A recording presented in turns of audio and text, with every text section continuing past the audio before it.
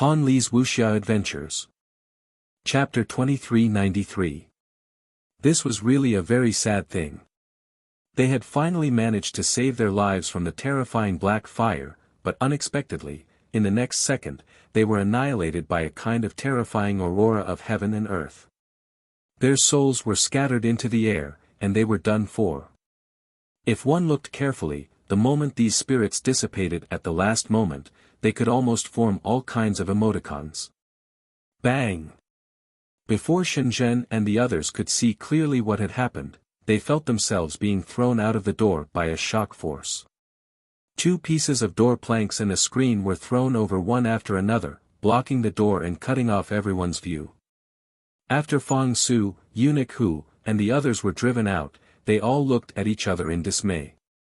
Mo Lien had thrown everyone out of the room the moment the aurora occurred. He was very sure that those people were only blinded by the aurora for a moment, and did not really see clearly what was inside the little girl's body. Prince Mo walked to the side of the bed and sat down. He stretched out his finger to stroke the little fellow's fair and peaceful face, his gaze calmly lingering on her dantian. There, he could clearly see a ball of white light suddenly appear, and all the spirits turned into ashes in this light. Thinking back to when Jojo's spirit dissipated in the underground base of Dai Zong Mountain, Mo Lien was almost certain that this ball of white light in her dantian was protecting her body. What was this thing? His finger gently stroked her lower abdomen, but he did not probe further. It was better to wait for Jojo to wake up before telling her and let her investigate it herself. Still not coming out. His cold and stern voice rang in the silent room. As soon as his words fell, the whole room was silent, as if the air had also solidified. Rustle rustle rustle rustle rustle. After a series of crawling sounds, the little tray ant slowly crawled out from the hair behind the little girl's neck. Its pair of eyes looked somewhat timidly at Mo Lien. Seeing the man's cold and stern gaze sweep over, Jojo suddenly had an impulse to flee. I was only able to come out just now. The little tray ant hastily crawled out from behind Xiao Mu and jogged up to Mo Lien. It tugged at his sleeve and fluttered before flipping over and jumping onto his arm. Mo Lien glanced at him coldly. Jojo hurriedly poured out everything it could and couldn't. Master's soul has left her body. But don't worry, Master is completely fine. Not only is she fine, but her spiritual sense is also increasing. The more Jojo spoke, the more excited it became. Beaming with joy, it said, I just cut off contact with her. Her spiritual sense body ran away with her soul body. But it's fine, Master, she. Focus. Jojo swallowed his saliva. Focus. Master is fine. She's fine. This would be a very good cultivation journey. Although her cultivation base didn't increase by much, her spiritual sense, has skyrocketed all the way. If this goes on, maybe her spiritual sense can break through to deity realm first. Think about it. Jojo's face was full of excitement. It tilted its head and said, whose spiritual sense body can break through to deity realm first before someone who hasn't broken through to deity realm cultivation base? Only our little Master Silver can do it. Where is Jojo now? Mo Lien couldn't stand this long-winded Jojo who didn't get to the point for a long time. She angrily yelled at him. Chapter 2394. The little tray ant shrunk its neck. With a timid look, it looked at the man whose expression was so cold that it was somewhat frightening. Jojo shrunk its head and glanced at the man pitifully. Mistress, I don't know. You don't know. Mo Lien didn't get angry and merely uttered these 4 words slowly and faintly. But for some reason, Jojo felt a chill on the top of his head, as if in the next instant, his head would be twisted off by the man in front of him and kicked like a ball. You can't hit me. If you hit me, you. You'll regret your bad luck. My little mistress won't forgive you. Qiu carried Miss Qiao's banner and cried out anxiously. Where is she? Mo Yen asked coldly. In a very, very cold place. What do you mean? Tell me clearly, why did she leave her body? Why did she go to that cold place? Qiu swallowed his saliva. What was going on? Lord Qiu was actually frightened by this stinky human in front of him. This fellow spoke so logically, grasping the main point in one go. Qiu could not fool him even if he wanted to. Mo Yen raised her eyebrows and stared coldly at Qiu in front of her. Qiu drooped its little head listlessly. Actually, I am not that sure either. Seeing the man in front of him reach out as if to pinch it to death, Qiu jumped in fright and hurriedly explained, Mistress left her body because she wanted to train her spiritual senses. Her spiritual senses are about to break through to the godly realm. Perhaps even she herself is not aware, but the truth is, once her spiritual senses reach the godly realm, she will naturally return to her body. Qiu finished speaking in one breath and looked down, his two little branches hanging down and his expression saying that he had already confessed. What attracted her over? Qiu's two beady eyes abruptly bulged. How did you know? Fuck. That man had tricked it into revealing everything with one sentence. Qiu used its two branches to viciously hit itself and looked at him with an expression that wanted to cry but had no tears. Still not speaking. Mo Yen said coldly. This little fellow still wanted to play these tricks in front of him. That sneaky look of his had already exposed him. Qiu looked at Mo Yen pitifully. It's not Qiu's fault. Speak. A certain person's patience ran out, and he shouted angrily. Qiu rolled onto his arm and pretended to use its two branches to cover its non-existent ears. After the primary silver leaves the body, it should be around the body, tempering the body of spiritual sense. It's only because little third called out to her that she floated to that place of extreme cold.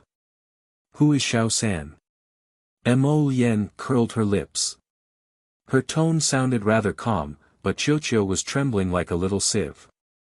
She felt that the man in front of her was inexplicably terrifying. Strange, why did it feel like Xiao San was trying to stir up trouble? Xiao San is Qiu's holy wood. Seed fragments. This time, she confessed everything in one breath. After speaking, she even secretly sized up Prince Mo's calm and unperturbed expression. She only felt that this man in front of her was so shrewd that she couldn't even tell what he was thinking. Qiu was a little scared. If only Lord Jojo was here right now. Chapter 2395. In front of Sir Jojo, the Crown Prince would definitely not reveal such a terrifying expression. This two-faced person, this terrifying bad boy, had been glaring fiercely at the little tree. When Little Master returned, Qiu would definitely sue him. Evil. Obscene. Mo Yen pressed the little fellow down with a finger and asked coldly, Can you determine her exact location? I'm not sure. Very good. Mo Yen did not say anything, only gently stroking the little tree's head. The little tree felt that its head was a little pitiful, as if it was in danger of being crushed by someone at any time. Little 7, Prince Mo calmly called out. Do you know what to do? The Crown Prince looked at the little tree ant warmly. Qiu shuddered and reflexively carried its little master into Paradise Planet. Did he dare to say that he did not know? In the blink of an eye, the people kneeling in the courtyard heard a loud bang. A golden light rushed out of the side room, broke through the roof, and flew up. Fong Su frowned. When he saw clearly what was hovering above his head, he jumped up in shock and hurriedly ran after it, waving his hands and shouting, Your Highness! Your Highness! Zhou Huan, the 8 of you will go to the imperial capital on your own. Mo Yen stood on little Seven's back and instructed with a bland expression. There was no superfluous explanation, nor was there any nonsense. It was purely an instruction. Yes. Zhou Huan obeyed and did not ask any unnecessary questions. Eunuch, who also stood up in a panic and hurriedly shouted to the crown prince on the dragon's back, "Your Highness, where are you going? You can't just leave like this. His Majesty is waiting for your return in Dragon Flame City." "Ah! Your Highness! Your Highness!" They stared blankly at the indifferent master, who didn't even spare them a glance out of the corner of his eye as he rode away on the dragon. Eunuch, who was on the verge of collapsing. Fong Su, Commander Fong, was also on the verge of a mental breakdown. At this moment, other than going crazy, he felt that there were no words to express his feelings at this moment. The willfulness of His Highness had already completely exceeded his expectations. Although the heirs of the various princes in the capital were arrogant, they had never been like this before. He clearly knew that the great emperor had been waiting for him in the imperial capital for a long time, but he still did things his own way. He did whatever he wanted to do and ran away without any explanation. How could they endure this? Mo Yen stood on the dragon's back, his eyes indifferently looking into the distance. The gusts of wind that were blowing in his face were completely blocked by him. His hair and clothes were not messed up at all. "I remember that there is an extremely cold place in the Tsang prefecture," Mo Yen said with an indifferent expression. "The heavenly ice and snow region." Little Seven made a beautiful tail swing and leaped into the sky, drilling into the clouds. Whoosh! A purple feathered arrow brushed past a patch of snow, splashing bits of cold light, and pierced into the hind leg of a snow deer in front of him. The snow deer neighed and immediately fell to the ground, unable to get up. Its hooves crawled twice in the snow, whimpering sorrowfully. Chapter 2396. The third prince was in high spirits as he led a group of guards forward on horseback. He led the people to surround the snow deer. Everyone raised their bows and howled, their voices shaking the heavens and the earth. "A bunch of idiots." Miss Chiao glanced at them. Those who didn't know better would think that they had hunted a snow leopard. A group of people besieging a low-level spirit beast. The snow deer, which had no offensive power, shot 18 arrows consecutively and barely hit its target. With such archery skills, it was better not to come out and embarrass itself. Rong urged his horse to follow beside Prince Chen. When he turned back, he saw the undisguised contempt in the little ferret's eyes. Why did he feel speechless for some reason? Even a ferret knew how to despise people these days. "Little furball, what do you like? I'll shoot it for you to play with." Duan Yu reached out to stroke her furry head as he stared at the icy plains in the distance. The little fellow lazily crawled on her paw. "Should I tell the truth? I like super large ice wolves, snow leopards, and big tigers the most. The problem was that this bunch of weaklings only hunted small animals all day long. She didn't like any of them. Look, there's a white-furred silver tiger over there. I'll shoot it down for you to play with, okay?" Duan Yu pointed ahead. Sure enough, a vigorous tiger had appeared in the icy plains at some point in time.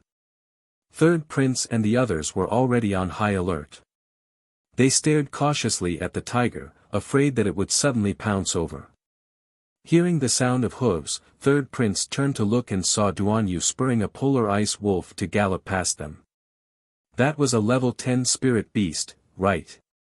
Third Prince's pupils contracted as he inwardly thought, if you court death like this, the tiger will kill you one day.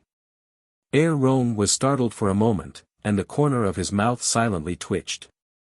He glanced sideways at the little ferret in Prince Chen's arms, then looked up at the white-furred silver tiger squatting on the icy plains and eyeing them covetously. A trace of doubt flashed through his mind. Are you sure you're shooting a silver tiger for the little ferret as a pet and not the little ferret for the silver tiger as a pet ferret? Forget it, I'll follow them to take a look.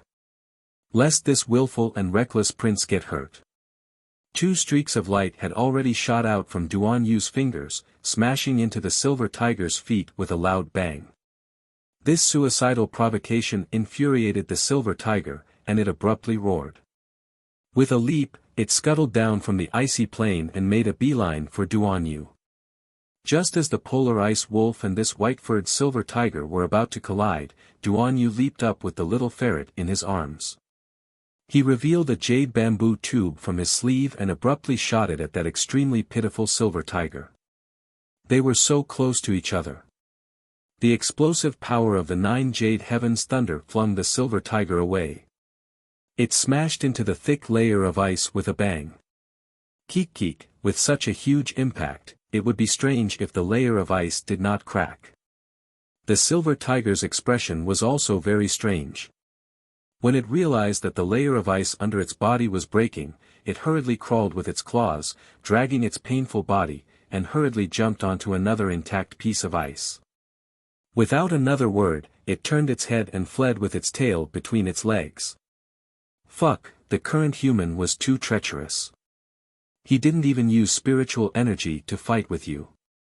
Who knew what he flung at me, but it turned all my snow-white fur black. The white-furred silver tiger leaped from one piece of ice to another.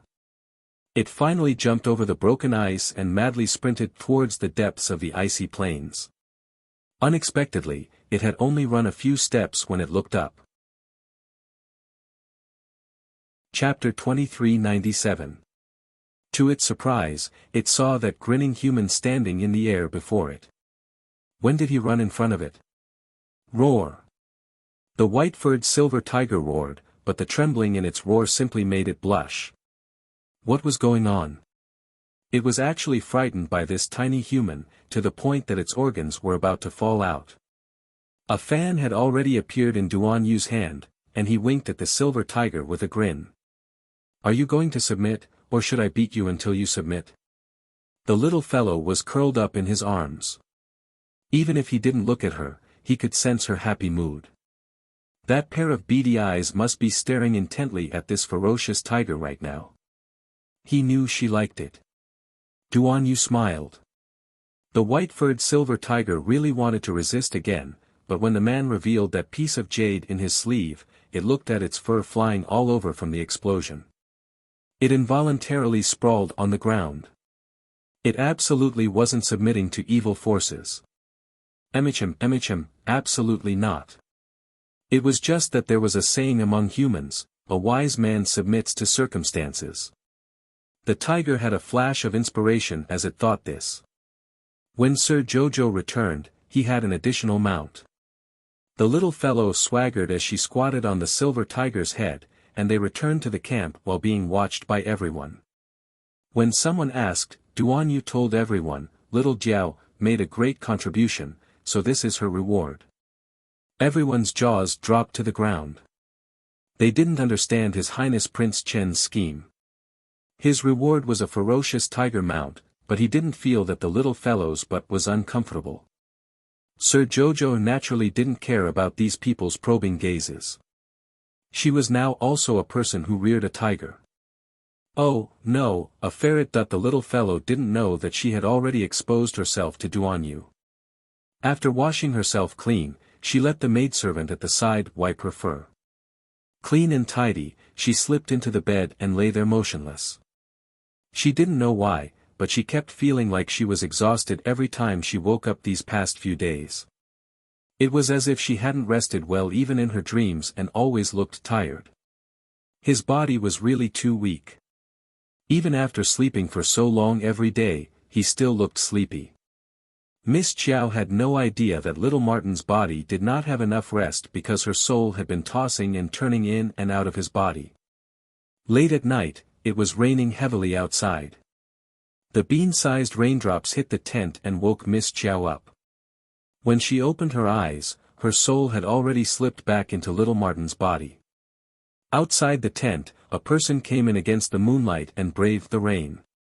With a head full of wet hair, he went forward and pulled her out of the warm blanket.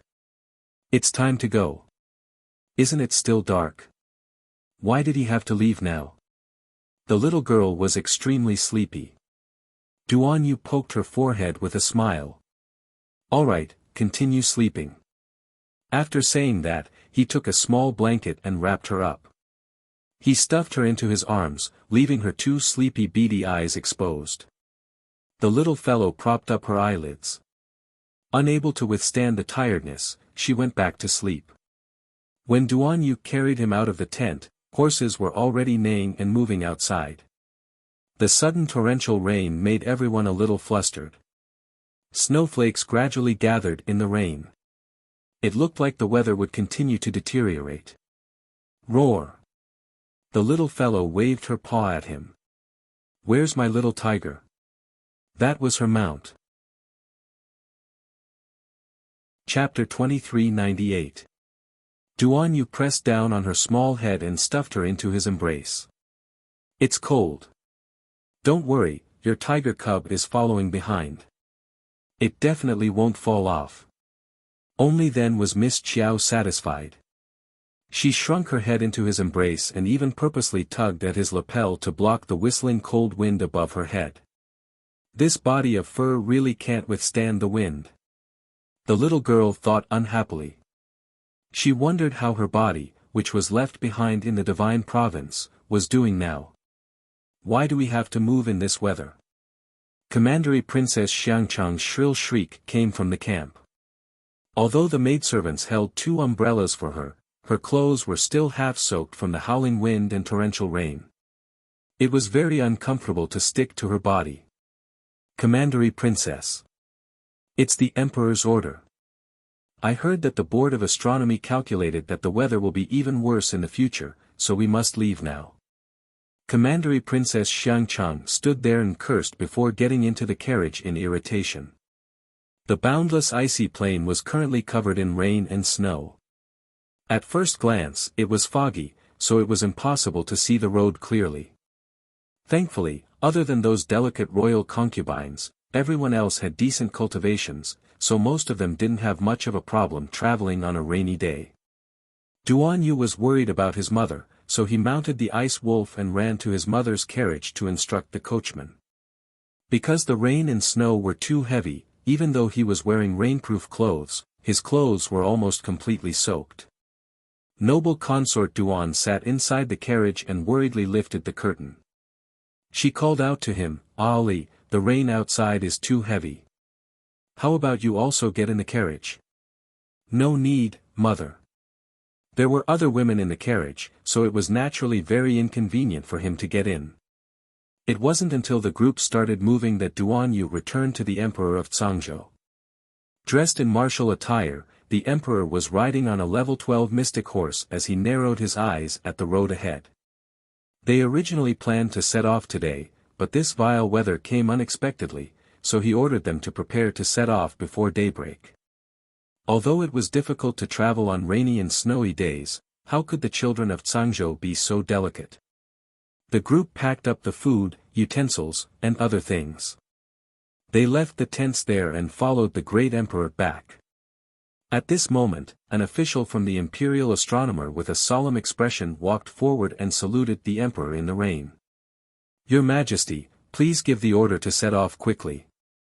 Judging from the weather, a blizzard would arrive in less than 2 hours. At that time, the journey will be even more difficult." And the official's face was full of worry. This humble official thinks that if there is a hailstorm halfway through, the ice layer below will collapse. At that time. The official didn't continue, but the meaning behind his words was clear. If they encountered a large hailstorm and broke through the ice layer, the ice field would collapse and the land beasts would not be able to walk. The great emperor's expression changed slightly. "Pass down the order. Prepare the flying beasts in advance and be on standby. Let's go." In this kind of weather, flying in the rain on a flying beast was obviously even more unwise. The team had been on the road for less than 5 minutes when it was obvious that God was up to something. Several bolts of lightning crashed down with a rumble, causing everyone's expression to darken. A bolt of lightning landed beside the carriage, smashing a deep hole in the ice layer.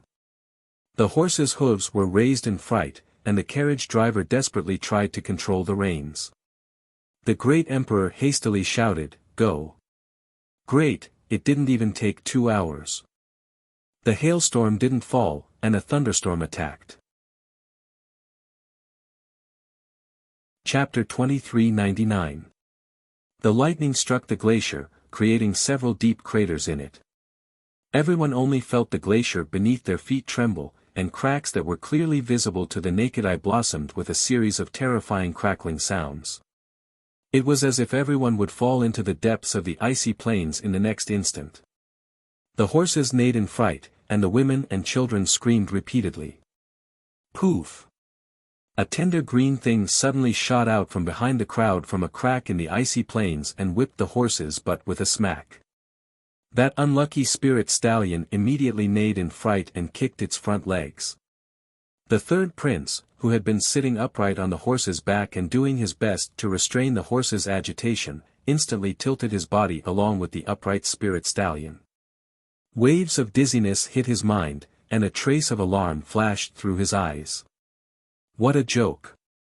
How could a good-for-nothing level 5 little mystic cultivator like him withstand this kind of stimulation? Just as he was about to be jolted off the horse, several guards immediately galloped over. One person held his horse down, while the others reached out to support him. The third prince panicked and lost his head as he shouted several times, "Protect your highness! Protect your highness! Protect your highness! Protect your highness!" The little fellow crawled and revealed 2 beady black eyes to glance at the retarded third prince in the carriage. She then looked up to see the indifferent and nonchalant Duanyu, and several thoughts immediately flashed through her mind. The dragon has 9 sons, and each one is different. Bad bamboo shoots produce good bamboo shoots, and a crooked melon can at least grow a divine flower from a snowy region. Although her long hair was drenched by the rain, her pair of peach blossom eyes appeared even colder and brighter, giving people a feeling that she was fearless even in the face of great difficulties. Duanyu's fingers subconsciously rubbed her head that had popped out. He held the reins with one hand and turned to speak with vassal Prince Rong, who had caught up. The group then braved the rain and led the carriages towards the icy plains. A white light suddenly flashed across the horizon, instantly illuminating the icy plains in front of them. A bolt of lightning as thick as the mouth of a bowl drew a crack in the sky and fiercely struck the thick layer of ice. Immediately after, more than a dozen green vines shot out from under the layer of ice, baring their fangs and brandishing their claws to block the carriage's advance. Because the rain was too heavy, the little fellow had already shrunk back into Duanyu's arms, so she simply did not see the vines shooting out from under the layer of ice to attack. The horses neighed incessantly, and a few Tsang province guards were flung off the back of the spirit stallions. There were even a few horses that couldn't be controlled. They ran wildly with their riders and fell into the cracks in the ice. Both the riders and their horses disappeared without a trace. One of the generals leading the group said with a cold expression, "Everyone, surround him. Protect His Majesty and the concubines. Don't panic. Maintain the formation and keep moving forward." Clap. A bolt of lightning struck the side of the carriage. The coachman gripped the reins with all his might. His face was pale as he tried to control the speed of the carriage. Duanyu's handsome face darkened as he commanded a group of Tsangzhou guards to step forward to protect her. Afterwards, he patted the head of the polar ice wolf beneath him. With a wave of his sword, he severed 3 to 4 vines and leaped over the intersecting faults, landing firmly on the ground. What's going on? The second prince, who was being protected, was in a state of panic. His face was a little pale. What's under the ice? If elder brother has the leisure to figure out this matter, why don't you run faster and not cause trouble for others? Duanyu revealed several porcelain-like teeth at him with a spurious smile. The second prince's face darkened, and he was very unconvinced on the inside. Chapter 2400. Although the second prince was aggrieved, he couldn't refute.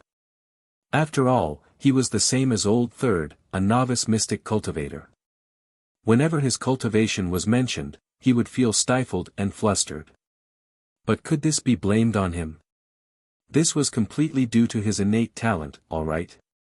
His innate talent was not good, so it could only be said that he was born without the fate of cultivation. However, it was already heaven-defying luck that he could be born into the imperial family. I'm afraid the thing under the ice is about to come out. Rong cracked his whip and chased after Duan Yu's polar ice wolf. We can't continue like this. The caravan is too slow.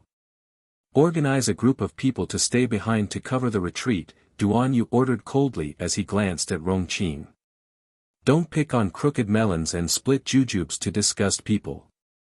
Rong Qing was speechless. She nodded and galloped away on her horse. Not long after, he returned with an elite team. That's all the manpower we can muster. The rest will have to protect His Majesty and the concubines of the various palaces. Enough. Duan Yu nodded. We will stay behind to block the thing that burrows out from the ground. Let the others follow His Majesty first. As they spoke, the rumbling of hooves came from the distance. Rong narrowed his eyes. It seems to be that bunch of brats from Ming province. Don't mind them. Duan Yu glanced over. Do as I say. Rong nodded and arranged for people to follow the caravan. Meanwhile, he led that elite team of more than 20 people to stay by Duan Yu's side. He summoned a longsword that was overflowing with light from his conscience. We haven't been able to compete properly before. Today, I'll show you the gap between us. Duan Yu glanced at him from the corner of his eye and harumphed in high spirits. He suddenly leaped up from the polar ice wolf and pounced towards several vines that had twisted into a ball. Rong didn't get angry and remained aloof. He nodded and said, all right, this one will wait and see. Swish. A cold arrow shot over first, shooting that ball of rattan branches into pieces. Ming Yassi's arrow came so quickly. Compared to several days ago, he seemed to have recovered quite a bit. Duan Yu creased his brows, but he didn't waste words with him. He directly flicked his sleeve and threw several jasper beads into the emerald green bamboo tube. Duan Yu's motto was to never waste any of his divine energy when he could throw a concealed weapon. Boom! Following the explosion of the jade heavenly thunder, the spirit stallion let out a miserable shriek, and the troops behind Ming Yassi were thrown into chaos. The jade heavenly thunder was flying towards him. At that moment, he felt his heart tighten. He had already abandoned the polar ice wolf under him and flew up. The first to bear the brunt of this attack was the polar ice wolf. It collapsed to the ground, whimpering as it struggled at death's door. Clearly, it was on the verge of death. Ming Yassi floated to the ground and glared at Duan Yu with gritted teeth. This guy's level of treachery had practically exceeded his imagination. The people of the Divine Prefecture and the Cangzhou were all so cunning. Duan Yu did not look at him, and the raven bone fan in his hand flew out, severing several vines. This time, it seemed to have angered the huge monster under the ice. Countless vines burrowed out again and viciously whipped at the people in front of them at a frenzied speed. Audacious humans, you actually dared to offend Lord Holy Wood. I'll whip you to death. Swish swish. Swish swish swish. All the vines rushed towards Duan Yu at once, and a few even aimed for his chest. Chapter 2401. This immediately gave Duan Yu a special sense of crisis. He kept feeling that these dozens of vines seemed to be targeting the little white mink he was hiding in his arms. Jojo. What kind of bizarre situation was this? Or could it be that he was just being paranoid and making a mistake? The layer of ice in front of them suddenly cracked open, and Duan Yu and Rong Qing could clearly see what was underneath the layer of ice. That clump of densely packed tree roots was like a giant cocoon in front of everyone's eyes. Meanwhile, the vines that writhed like snakes extended from the tree roots. There was an uncountable number of them, and they seemed to grow endlessly. It was impossible to completely cut them off no matter how hard they tried. Duan Yu creased his brows. The group braved the torrential rain and flew into the air, circling above the tree. As spiritual energy crisscrossed, numerous Zhangzhou and Nether Province guards simultaneously attacked the tree that had suddenly burrowed out from under the layer of ice. Rong Qing's expression was calm, but her gaze was a bit odd. Don't you find it odd that a tree is actually growing under this layer of ice? Odd was odd, but Duan Yu had no time to think about Rong Qing's words in detail. Hundreds of vines swept towards him, as if they wouldn't stop until they killed him. At this time, Miss Qiao, who had been sleeping groggily for a while, poked her head out. She happened to see a large group of people attacking the tree in front of her. Her heart skipped a beat, and the little girl's beady eyes immediately turned round. It was Qiuqiu. To be precise, it should be Qiuqiu's seed fragment. She immediately reacted and jumped out of Duan Yu's arms without a second word. The small blanket that was originally wrapped around her naturally fell off as well. The little snow-white ball swiftly pounced towards the vines on the opposite side. That scene shocked Duan Yu so much that his expression changed drastically, and he immediately withdrew the divine energy he sent out. He then shouted in alarm, "Everyone, stop!" He reached out to grab her, but the little fellow was especially slippery and had already pounced onto one of the very thick vines. Duan Yu caught nothing, but he had already dashed over. When vassal Prince Rong saw this, he also jumped in fright and quickly chased after him. "Your Highness Prince Chen, what are you doing?" Duan Yu looked in horror at the little snow-white ball sprawled on the vine. He saw her hugging that vine and seemingly turning her head to glance at him. In the next second, she was abruptly dragged into a crack in the ice layer by that thick vine. Jojo! Duan Yu's liver and guts were torn apart. With a cry of alarm, he had already darted over and slid into that crevice with a whoosh. "Your Highness!" The Zhangzhou guards were scared out of their wits. Now, His Highness actually jumped into that crack of ice layer of his own accord. What was to be done? The Emperor would to them. "Stay here.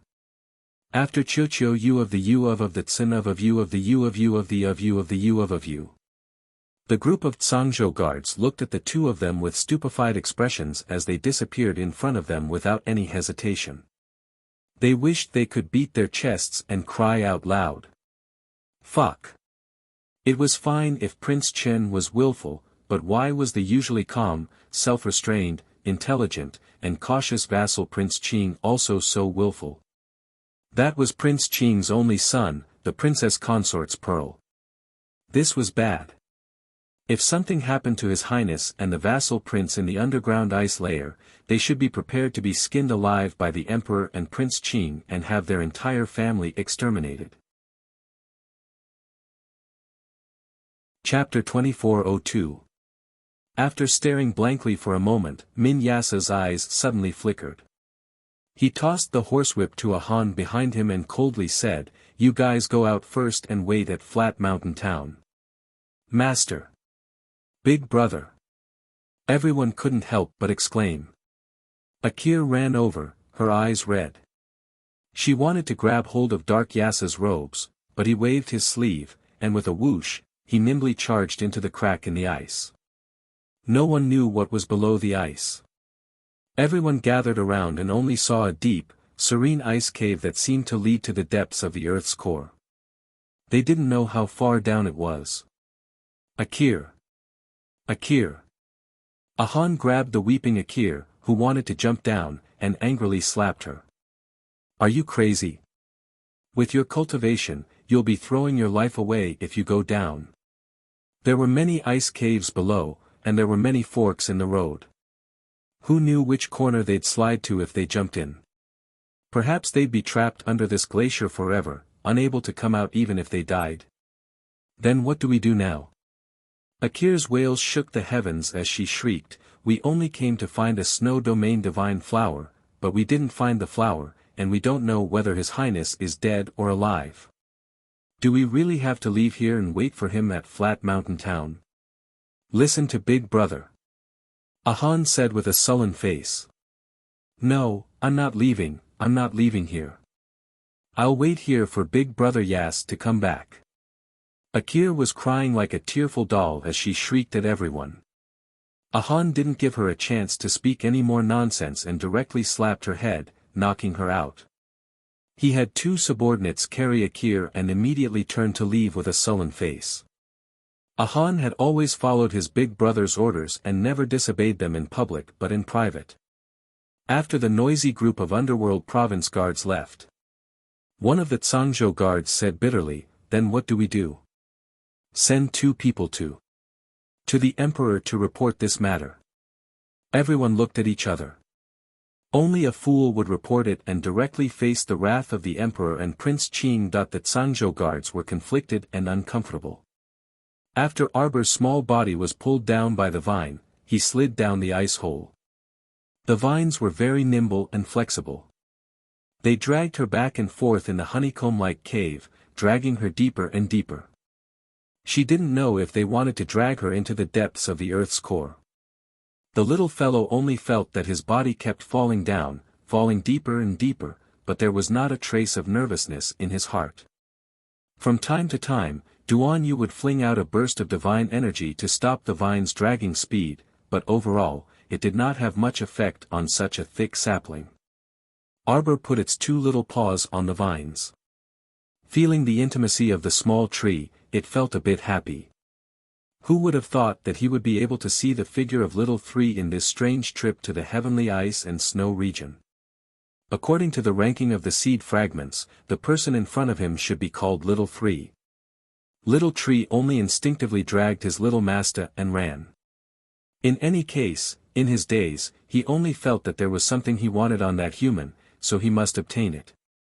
Otherwise, he might regret it for the rest of his life if he missed it. Now, he felt this little dumpling approaching and feeling her softly hugging him. The sapling's heart leaped with joy, and the memories that originally belonged to him gushed forth in an unending stream. Chapter 2403. Qiuqiu suddenly did a carp flip and squatted on Mo Lian's shoulder. After carefully sensing for a moment, it said with a comforted expression, "Master is awesome." She found Little 3. Mo Lian raised her brows. Where? She should still be in that extremely cold place. Mo Lian's brows knitted together. Can't you summon her soul back? The little treant lowered its beady eyes. I can't. Ha! Mo Lian snorted. The little trent's body shuddered, and it immediately wailed, I'm not omnipotent. Qiuqiu is already very useful. Qiuqiu will be even more useful in the future. Mo Lian was skeptical about the definition of the word useful. How much longer until we reach that place? Probably another day. The little treant meekly said softly to its fingers. If we find out that you didn't use your method when you had it, Mo Lian said faintly, we will kill you. The little treant pitifully shrunk its small body and chanted again in its mind, when master comes back, Qiuqiu will definitely fiercely complain. There are also Qiuqiu's seed fragments over there. How can we summon them back? Strictly speaking, they belong to the same body, so there was naturally no distinction between them. When Little Master stayed by Little 3's side, she felt exactly the same as when she stayed by Qiuqiu's side. Mo Lian didn't say anything else and only ordered 7th Yen to speed up their journey. The little fellow hugged the vine and fell into an ice cave.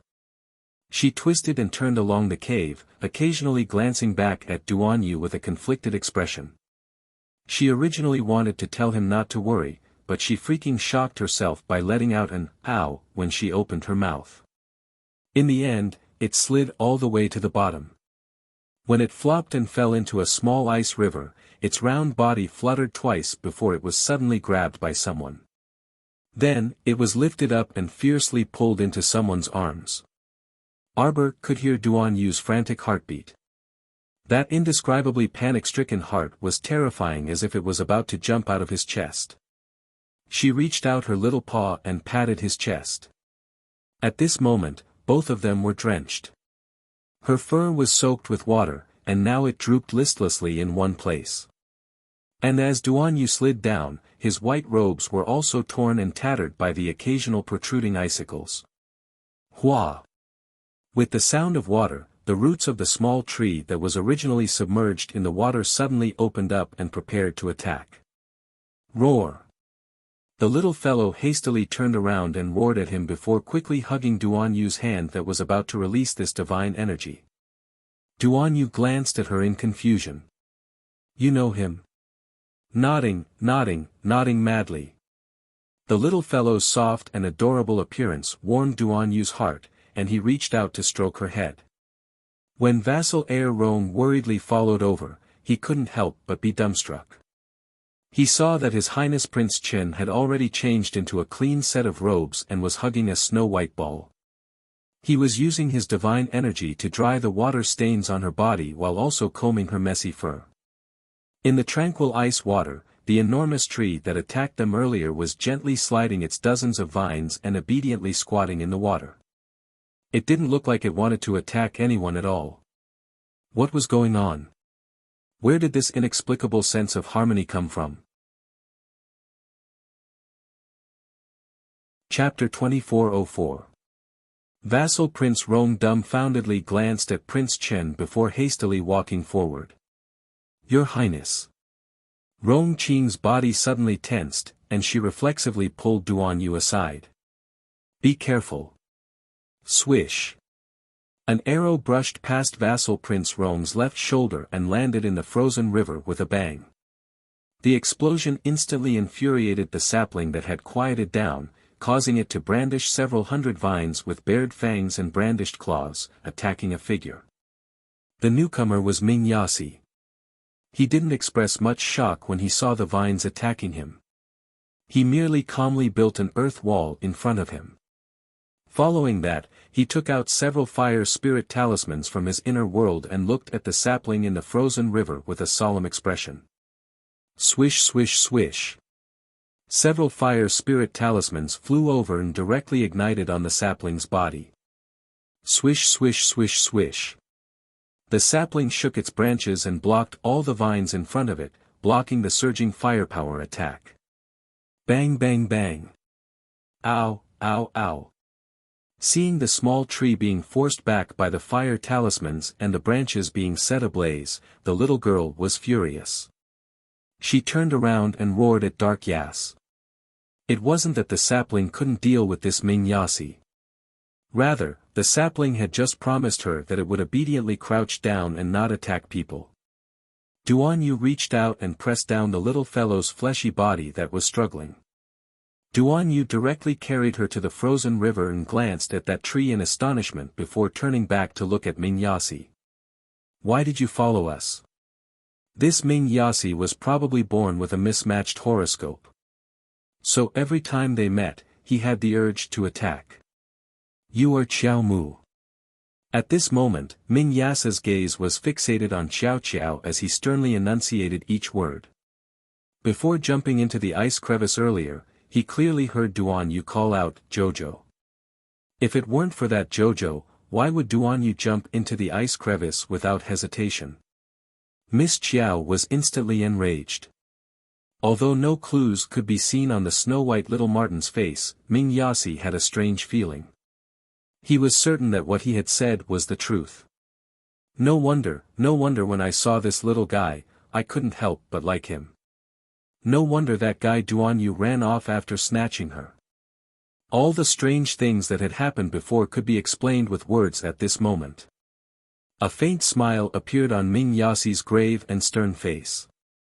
He looked up at Duan Yu and Rong Qing, then looked up at the thick glacier. Duan Yu, do you suddenly feel like continuing the sparring just now? Duan Yu gave him a, do you think I'm scared of you, look. Mayas didn't say another word as he shot out a few more arrows. His body flew over as a stream of flowing earth spirits surged through the ground. Duan Yu sneered. With a wave of his hand, several hundred ice spikes suddenly broke free from the surrounding ice walls and whooshed toward Dark Yas. Idiot! Fighting with him in a space filled with water spirit force. Courting death. The several hundred ice spikes were all blocked by a transparent earth wall. A cold glint flickered in Duan Yu's eyes. With a wave of his hand, the raven bone fan transformed into a longsword. Don't blame the heavens and accuse others for courting death. Crack. What the hell was that sound? Everyone's hearts skipped a beat. All of a sudden, the entire layer of ice beneath their feet fell down. Everyone was speechless as they abruptly fell down along with the broken layer of ice. Chapter 2405. Miss Chiao, who was squatting at the side and watching, instantly felt that something was amiss. Just as she wanted to escape, her petite body was already coiled up by a vine, and she involuntarily fell down with it. Thankfully, the drop wasn't too high. In a flash, Duan Yu, Rong, Ming Yasi, and the others all landed on the ground. Their bodies swayed slightly when they stepped on the slippery ice layer, but they steadied themselves. Plop! The little girl fell from above and plunged headfirst into a pile of ice dregs. It hurt so much that her hair stood on end. Duan Yu twitched his mouth, and his figure flashed to her side. He quickly picked her up from the pile of ice dregs and helped her remove a few pieces of ice from her forehead before rubbing her head. Your Highness. Rong's feeble voice was heard. Duan Yu turned around with the little fellow in his arms, and his pupils contracted abruptly. Miss Chiao, who was in his arms, was startled for a second before she suddenly cheered with a howl. She squirmed her limbs, wanting to jump down from Duan Yu's arms. Wah wah wah. Wah. There were actually several hundred snow domain divine flowers planted here. Their growth was delightful, and each of these snow domain divine flowers was clearly better than the one they obtained earlier. Especially the largest snow domain divine flower in the center. Wah! This was a super sacred grade medicinal herb, right? Jojos, they were all Jojos. The little fellow excitedly rolled around in Duan Yu's arms and impatiently wanted to roll down, but he reached out to stop her. Don't mess around, can you even pick them with your small body? Miss Chiao instantly wilted. Oh right, the snow domain divine flowers before her looked extremely beautiful, but she raised her hand to look at her small claws, and she was so miserable that she wanted to vomit blood. She couldn't pick them. Even if she picked them, there was no place to store them. This was equivalent to looking at a large piece of fatty meat in front of her, but she couldn't eat it. So painful. Jojo's small eyes were so sorrowful that tears could drip out. Duan Yu, who had been observing her expression, silently twitched his mouth. His fingers brushed past her furry head, and he coughed lightly and said, "If you howl once, I'll help you pick them. If you howl twice, I'll help you pick them all." Howl. Why is my great-aunt howling? Why did she feel like she had been tricked by Duan Yu, this damn fool? Something felt wrong. Duan Yu couldn't help but want to laugh out loud. In the end, he barely managed to restrain himself, but he couldn't suppress the smile on his face no matter what. Rome was speechless. Roar. Lord Jojo's eyes suddenly lit up.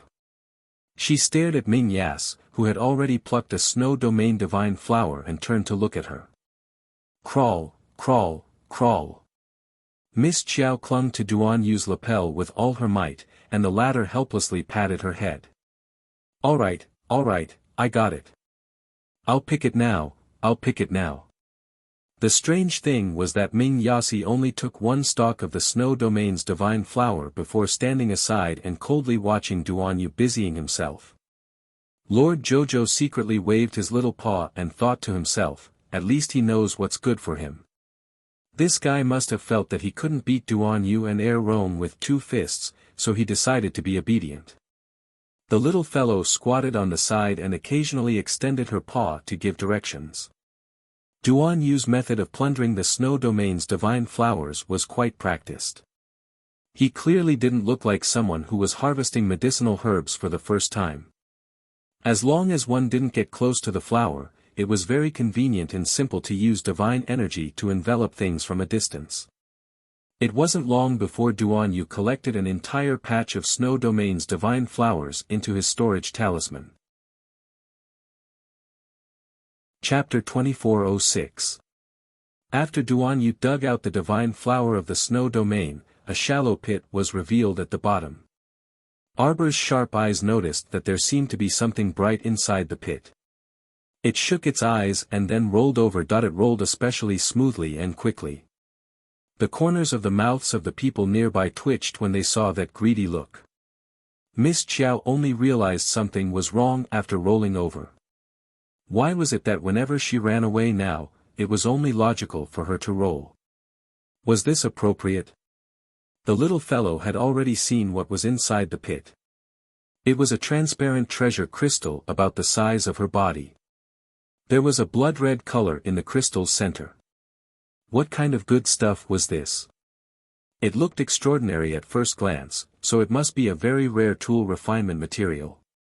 The lotus that was given to her. A certain little eye curved. When Duan Yu and the others walked over, they saw that little fellow hugging the treasure crystal about the size of her body and turning around unsteadily. Suddenly, a red light shot out from the treasure crystal. Duan Yu's eyes turned cold, and he swiftly rushed forward to scoop up that little fellow. Jojo. In their panic, Duan Yu didn't care about formalities and directly called her by her name. However, Miss Qiao was a bit dizzy and paralyzed in his palm. The red light that shot out of the precious crystal entered her soul body in an instant. Even her spiritual sense body, which had been lying lazily on its back, seemed to be stimulated and jumped up with a whoosh. Jojo, Jojo. Duan Yu was inexplicably flustered. He reached out to rub her small head, but she didn't react at all. The three of them saw the red light flash earlier, but now, the little fellow suddenly fainted. Rong walked up to take a look. When he saw that this little ferret's breathing was steady, as if she had only fainted temporarily, he couldn't help but ask curiously, "It should be fine. Let's lay it flat for a look first." Duan Yu didn't let go of her and looked up at the transparent crystal that fell to the ground. His handsome brows furrowed. Is this a great void treasure crystal? Crown Prince Rong picked up the crystal, turned around, and nodded at him. It looks 70 to 80% similar. Then there should be no problem. Duan Yu quickly calmed down. Legend has it that the crystal core inside a great void treasure crystal can greatly increase spiritual consciousness. It can be considered an item that can only be encountered by chance, Duan Yu murmured as he looked down at the little fellow in his arms. What are you doing? Ming Yasi's voice rang out from beside him. Duan Yu looked up and saw that the cluster of trees that had been quietly sitting in the ice river suddenly spread out its vines and swiftly swam towards them. Its appearance was very strange. It looked like a tree, but it was wrapped in a cocoon by countless vines. It was impossible to see its original appearance. Say it's not a tree. But it didn't feel like anything else. Duan Yu narrowed his eyes and retreated 2 steps with the little girl in his arms. He shouted with uncertainty, "Stop!" The sapling did stop, but it still bared its fangs and brandished its claws at Duan Yu and the others to express its displeasure. Of course it was dissatisfied. Master Silver was fine just now and was with these 3 people. In less than 2 minutes, Master Silver fainted.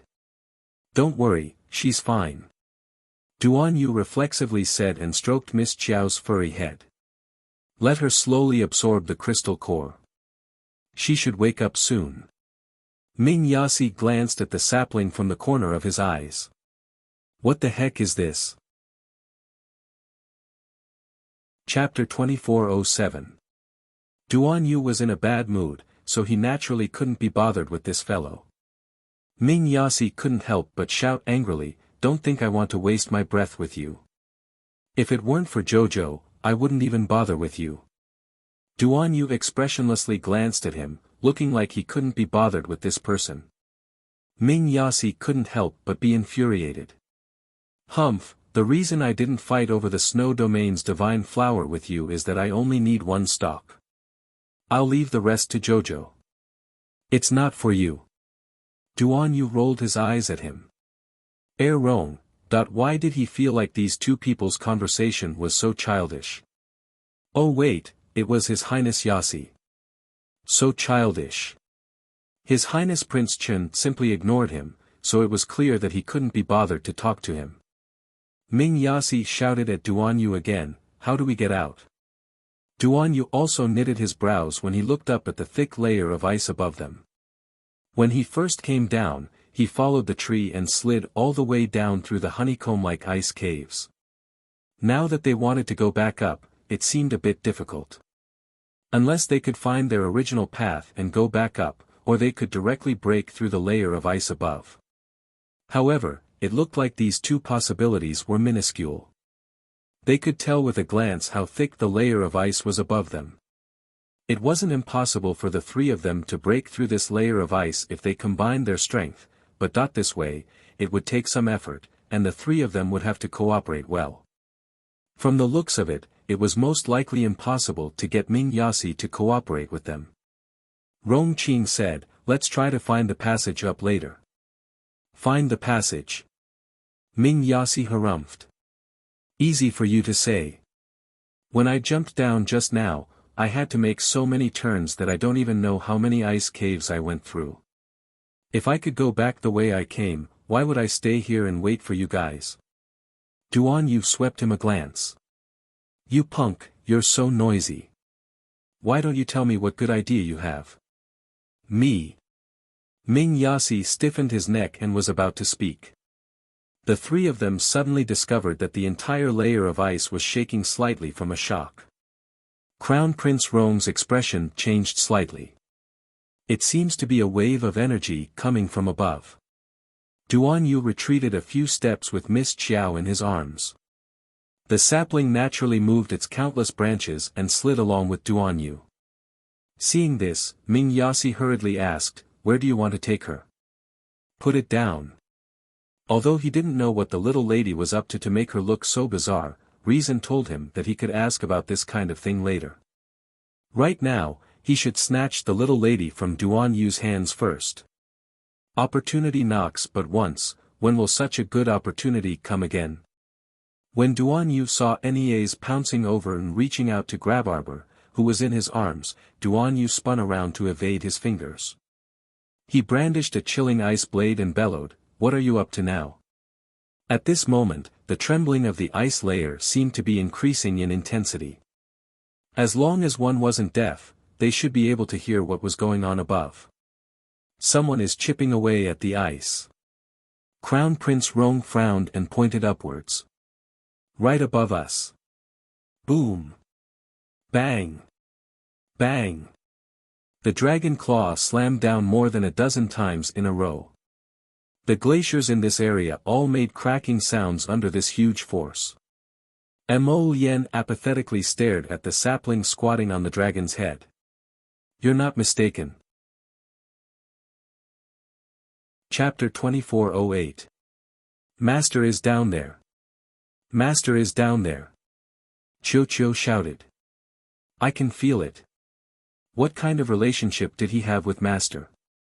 It would be strange if he couldn't feel her aura at such a close distance. Mo Yen knew Little Tree's abilities and nodded without any doubt. She followed Seventh Yan's lead and stabbed the Raven Moon sword into the broken ice on the ground. Divine power surged in his hands that held the sword. The thick layer of ice under his feet trembled and roared as he poured his divine power into it. Pang! The entire layer of ice shattered into pieces. Who are you? Quick, protect His Highness. The Zhangzhou guards heard the news and rushed over. When they saw Mo Yen and Seventh Yan's actions, they were flustered. What were they doing? They were actually chiseling the ice here. Didn't they know that the entire glacier would continue to sink and crack? Wouldn't it be easy for the people below to get hurt as well? There was a golden dragon coiled beside the man in front of them. This dragon looked like it was only in disguise and didn't reveal its true size. However, the aura of a sacred beast was still present. Crown Prince Mo examined the royal guard's attire and asked with a frown, "Zhangzhou guards? Why were the Zhangzhou guards here?" This was the ice sky snow region, a cold place. Normal people wouldn't come here at all. Thus, the Zhangzhou guards had only set up 3 spots for them to guard. It was impossible for a group of people to suddenly appear here. Could it be that Zhangzhou Emperor came to hunt? Oh no, oh no. Master seems to be leaving us. Master is running away. Little Tree suddenly shouted and pointed to the front left. It's third. My third is up to no good. Little Tree was so anxious that it stomped its feet. If third ran away, how could it take back its seed fragments? If it didn't take them back, how could it advance and grow?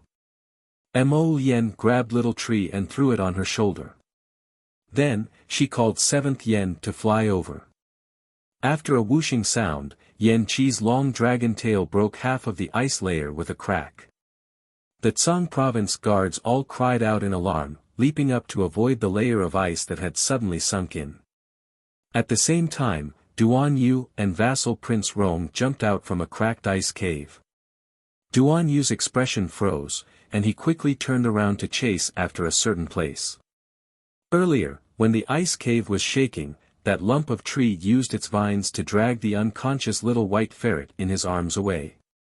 It was so fast that Duan Yu was unable to react in time.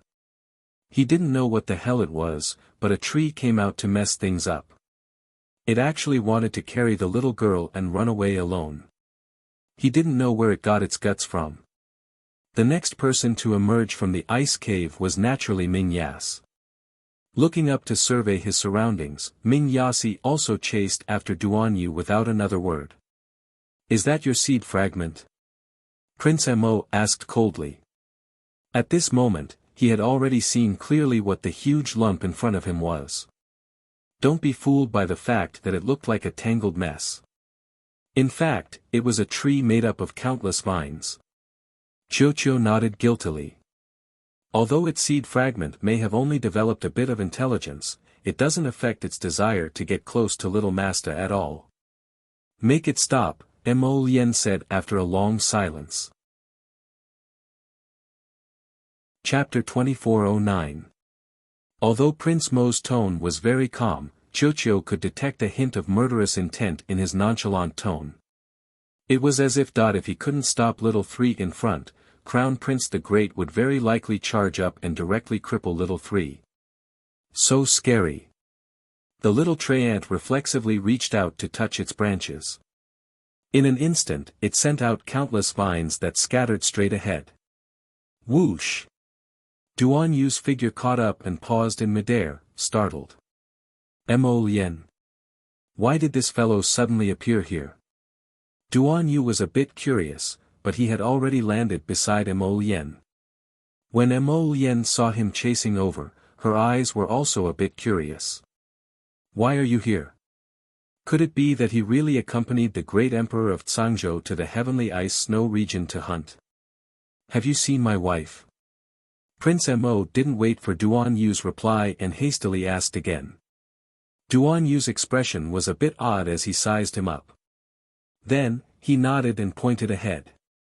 Prince Mo, Prince Mo, when you see Jojo later, you'll definitely be in for a huge surprise. Duan Yu harumphed, and with a slight stomp, he had already flown several meters away. Soon, the two of them paused. Qiu exerted force and used strands of glistening emerald vines to latch onto a certain tree that was madly sprinting across the icy plain. Little Three, stop fooling around. Where's our little master? The little tree ant jumped down from Mo Lien's shoulder and shot into the air with a whoosh. It wobbled and somersaulted a few times before landing on that tree that was baring its fangs and brandishing its claws. A snow-white little ferret was currently lying quietly inside a clump of vines. The little trent's face instantly darkened, and it raised its paw to point at the little ferret. Master! Master! He pounced over and used his two thin and weak branches to push the little Master Silver's fleshy body. He repeatedly cried out, "Master Silver, my poor Master Silver, what's wrong with you? Wake up quickly. Don't tell me you were tricked by this little ferret." Mo Lien and Duan Yu, who had followed along, looked at each other in bewilderment before turning to look at that well-composed tree. "Stop shaking her." Duan Yu couldn't resist shouting, "She accidentally swallowed the crystal core of the Great Void Treasure Crystal just now. It will probably take a while before she wakes up. If it wasn't for this messy tree that suddenly snatched Jojo and ran away, perhaps Jojo would have already woken up by now. It's all this weird tree's fault. It's so noisy. My poor Master Silver." The sapling wailed and slapped away Duan Yu's outstretched hand with its vines. "No one is allowed to touch my family's little Masta. Masta! Wake up, Chocho is here. Who exactly bullied you?" On the vast icy plain, the sapling's shouts reverberated back and forth between the empty layers of ice. "That's enough." Mo Lien speechlessly twitched her mouth. She picked up that wailing little tray ant and tossed it to the side. Her gaze naturally landed on that little ferret. Her heart skipped a beat. "Duan Yu, are you pleasantly surprised? Are you surprised?" Meanwhile, Mo Lien stared fixedly at that little snowball, a captivating inky light flowing in her phoenix eyes. Jojo, it was Jojo. He didn't care no matter what kind of oddity his little mist turned into. As long as he could see her, his heart would feel more at ease. Chapter 24:10. Bam! Ming Yasi's head was smacked away by the dragon tail, and he instantly flew out. Seventh Yen roared and circled in a circle. He raised his dragon claw and symbolically waved it at Ming Yasi a few times. Such a big commotion only attracted Duan Yu and Mo Lien's glances before they promptly looked away. "Duan Yu, at least you're smart enough to send someone to stop that punk. That fellow nearly annoyed me to death the entire way." Mo Lien cast a sidelong glance at Duan Yu as she reached out to hug that small figure. Unexpectedly, the little fellow moved her small head and suddenly opened her eyes. A pair of black, beady eyes warily looked ahead. When she clearly saw the two people standing in front of her, Arbor almost couldn't believe her eyes. What did she see when she opened her eyes? Why was hubby here? Could it be that she was dreaming? This string of questions made the little fellow dizzy. She reached out her small paw, wishing for nothing more than to pinch herself to see if she was dreaming. But she soon discovered that her small body was being picked up by someone, and a pair of gentle hands embraced her furry body. Arbor looked up and saw that pair of phoenix eyes silently looking at her with a grin. The little fellow cheered in delight and delight. She rolled around in Crown Prince Mo's arms and reflexively hugged his neck with her small hands. However, when she reached out, she discovered that her pitifully short paws couldn't wrap around the man's neck at all. Instead, she directly pounced on the Crown Prince's face and hung there comically. Regardless of whether the Crown Prince was mentally breaking down, he still pulled Miss Chiao off his face with a deadpan expression. Seeing that she was in low spirits, her pair of small eyes gazed at him resentfully. The Crown Prince had to stifle his laughter as he gently comforted her. "It's fine, Jojo. You'll come out very soon. Don't be scared, hubby will definitely help you come out of this body." Miss Chiao immediately turned her head and aimed her small butt at his face, looking like she didn't want to acknowledge him. What was going on? She was fine just a moment ago and looked very happy to see him. Why was his butt facing her in less than 3 seconds? Prince Mo turned to look at Duan Yu in confusion. The latter was speechless. What's with that expression? His eyes were filled with resentment for failing to meet expectations. What a joke. Little dumpling, come here. Duan Yu patted Miss Chiao with an expression that said, "Quickly come into my arms." Sir Jojo wagged his tail and glanced at him. He suddenly tossed Prince Mo aside and naturally didn't jump into Duan Yu's arms. Instead, he directly jumped off the glacier and trotted towards the front of the ice field. Mo Lien. Wife, don't run. With your short legs, it'll take a lot of effort to run. Let your husband carry you over. Duan Yu thought she was caught off guard by a bowl of dog food. She felt like killing someone. What should she do? The little girl ran ahead, not even turning her head back. She also ignored the two of them. Mo Lien was baffled. The little fellow was clearly very happy to see him just now. Duan Yu, what's going on? Duan Yu looked at him like he was looking at an idiot. Prince Mo, you're the idiot. Come back, what's going on? Duan Yu rolled his eyes at him irritably. Where's your wife here? Isn't that Jojo? There's no Jojo. Idiot. Try calling her Jojo and see if she responds to you. Mo Lien. Chapter 24:11. So that's why. Mo Lien instantly understood. Jojo was shy. Right. With Sir Jojo's personality, there was no way he would admit that he was trapped inside a little ferret's body and couldn't get out. Mo Lien felt like he had discovered the truth. He quickly leaped up and asked Duan Yu, what did you call her just now? Duan Yu silently lowered his eyes. Little furball. Mo Lien hastily complied and called out, little dumpling. Little furball, wait. He leaped up and bent down to pick up the little girl who was running all over the ground. He said with a grin, little furball. Bah! You're the little furball. Miss Chiao expressionlessly glanced at him.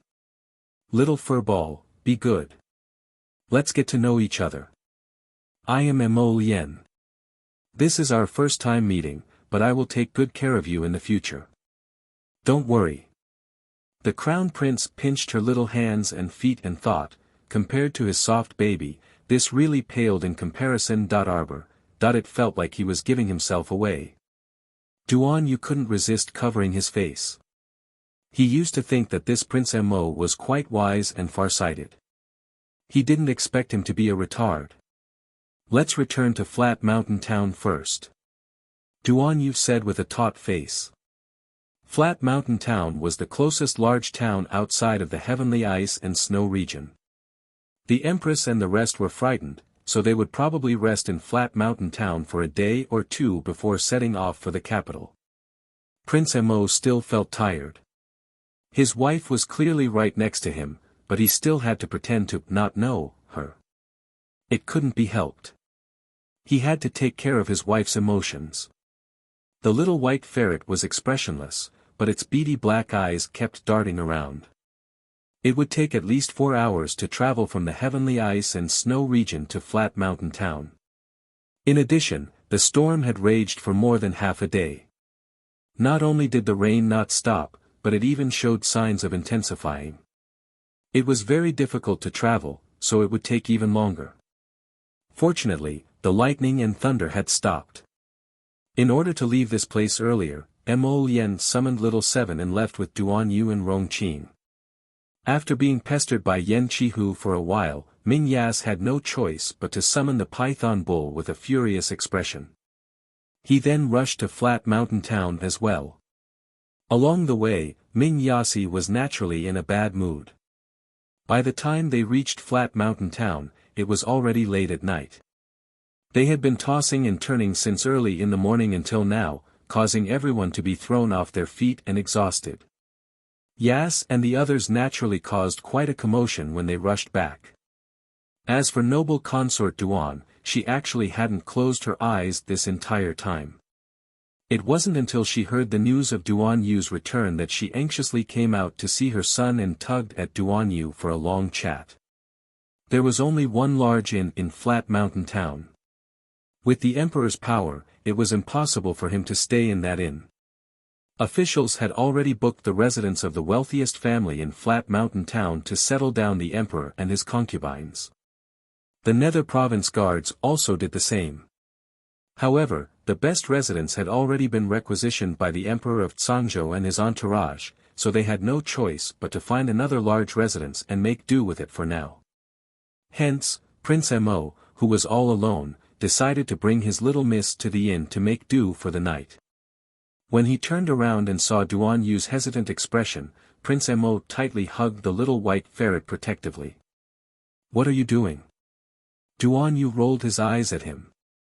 "Stop fooling around and come back with me." Chapter 24:12. Mo Lien raised her eyebrows slightly and glanced at Duan Yu, but she didn't reject his good intentions. After all, the inn's doors should have been closed long ago in this ghastly dark weather. Under the servant's lead, the three people walked into the depths of the courtyard one after another. Duan Yu and Rong didn't mention Prince Mo's identity, so the crown prince naturally wouldn't mention it himself.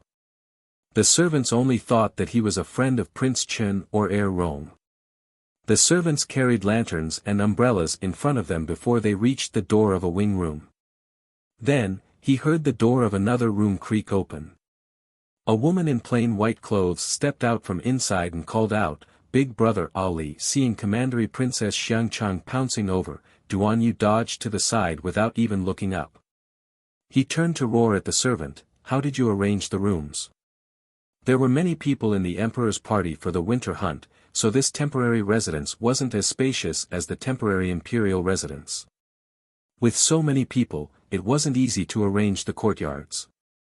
However, Duan Yu wasn't stupid enough to believe that the steward who arranged the courtyards would be so audacious as to assign him to the same courtyard as Xiangchang and do such an unreliable thing. Were they blind? Didn't they know that men and women were different? The servant who was leading the way almost dropped the lantern in his hand. He hurriedly cried out in panic, "Commandery Princess! Commandery Princess, aren't you staying in the left side courtyard?" Of course, the steward wasn't so stupid as to arrange Prince Chen, Rong, and the other men to the same wing room as Xiangchang unless he was really out of his mind. Duan Yu's face darkened. He was already mentally exhausted after a day of torment, and his mood was definitely not good right now. His words were no longer as calm and indifferent as before, and he immediately retorted, "Are you all idiots? Hurry and get her out of here. Scram far away and don't let me see her again." Xiangchang Commandery Princess looked like she was about to cry as she pitifully gazed at Duan Yu. "Brother Ali, I'm so worried about you that I can't sleep." Duan Yu had long lost all tolerance for this woman, so he merely looked at the servants impatiently. "Why aren't you throwing her out? Do you want me to do it myself?" The servants did not dare to hesitate. A few of them hurried forward and asked Princess Xiangchang to leave with a wry smile. Commandery Princess Xiangchang was infuriated. She snapped, "Who dares to touch me?" Relying on the power of her father, Marquis Anqing, and the title of Xiangchang Commandery Princess, she really intimidated people for a while. The group of servants only felt that both sides were not human, and cold sweat was about to drip down their foreheads. Unexpectedly, as soon as Xiangchang Commandery Princess finished speaking, she found herself flying in the air. She was directly swept out of the door with a palm strike. "Ah!" Commandery Princess Xiangchang's cry broke the silence of the night. Duan Yu coldly said, "If she keeps making a fuss, I'll gag her mouth." Xiangchang's screams finally ended. After watching vassal Prince Rong enter the side room, Duan Yu dismissed the accompanying servants and followed Mo Lien into a side room. After tossing and turning for so long, Miss Chiao's ferret body was already exhausted and had already fallen asleep. Mo Lien turned to glance at Duan Yu before setting up a defensive boundary inside the room with a wave of her hand. "Come with me." Duan Yu raised his brows. In the next instant, the scenery before him changed, and he was instantly dragged into a peach forest by a tree vine. "This is Masta."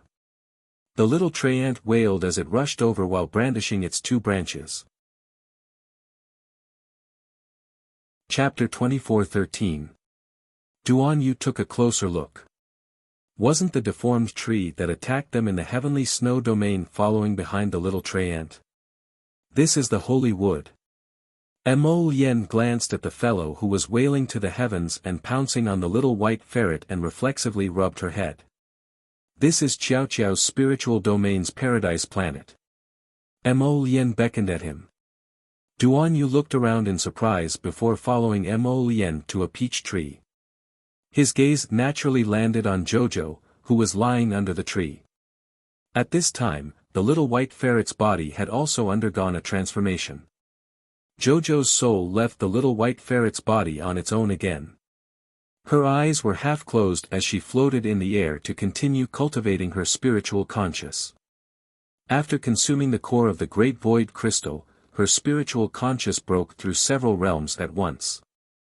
Unfortunately, she was still a distance away from the God realm.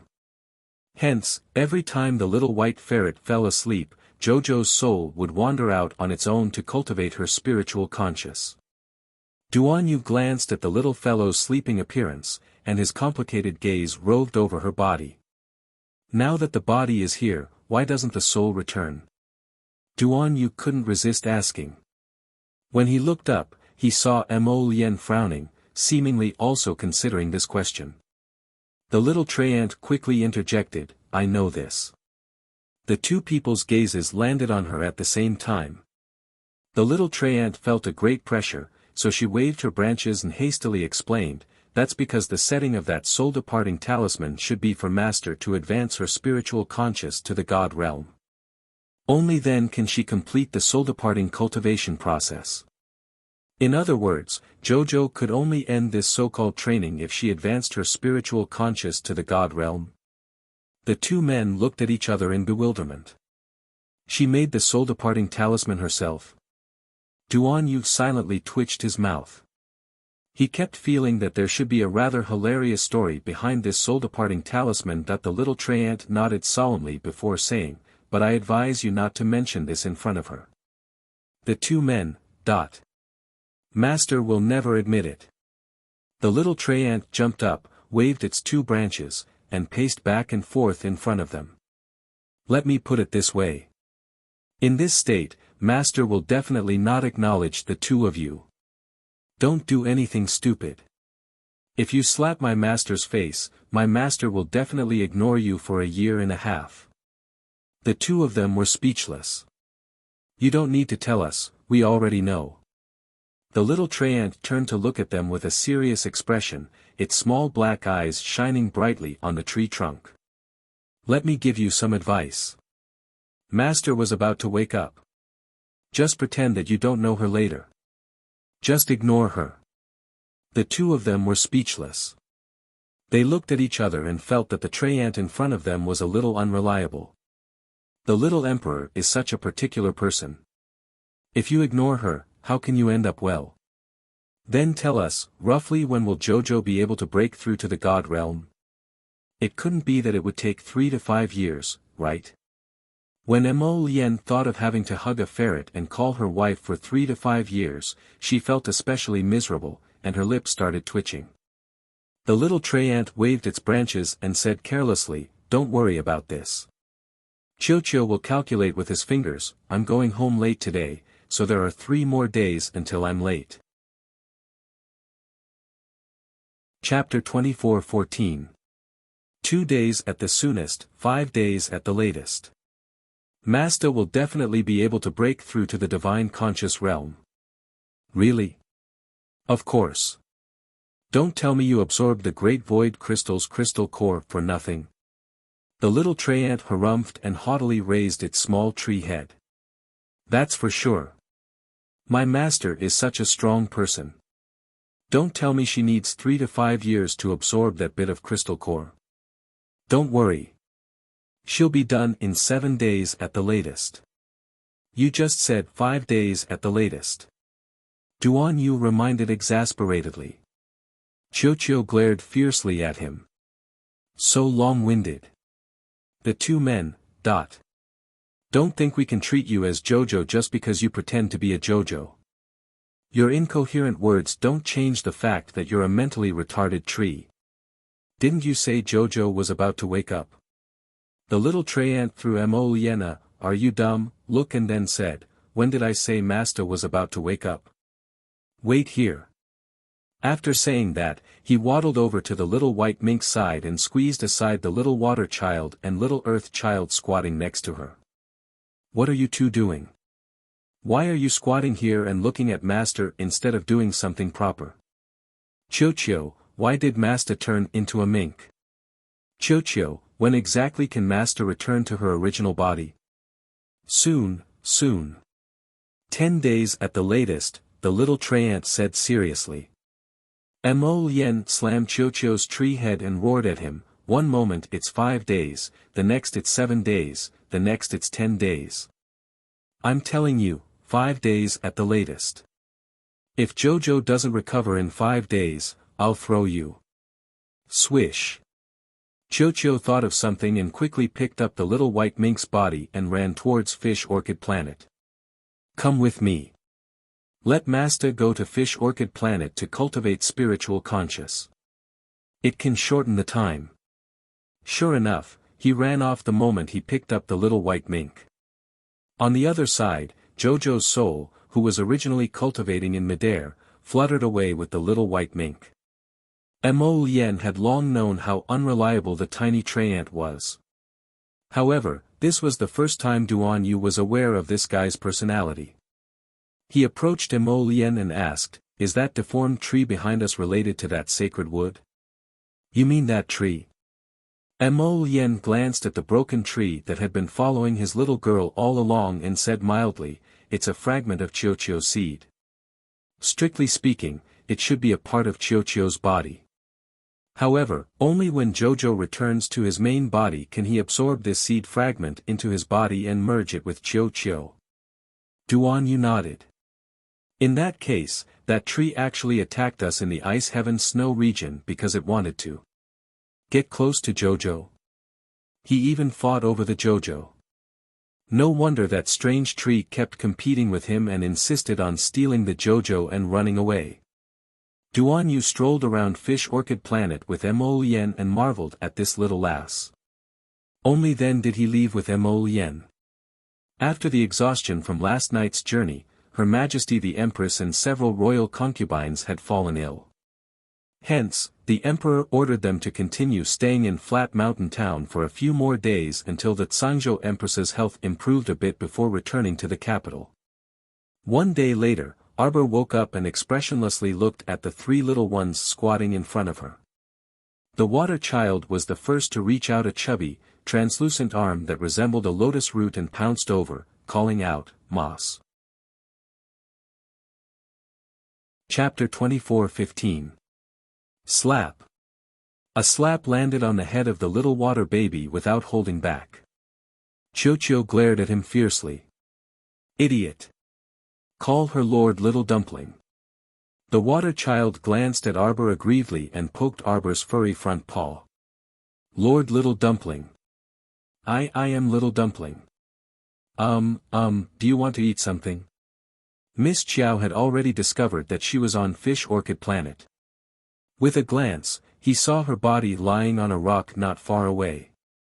Her stomach was covered with a small blanket. Her sleeping appearance was very serene, and her cheeks were very rosy and glossy. She didn't look like someone who had been unconscious for more than 10 days and still looked very energetic. Miss Chiao hurriedly ran to his side and wagged her little tail, running back and forth around his body.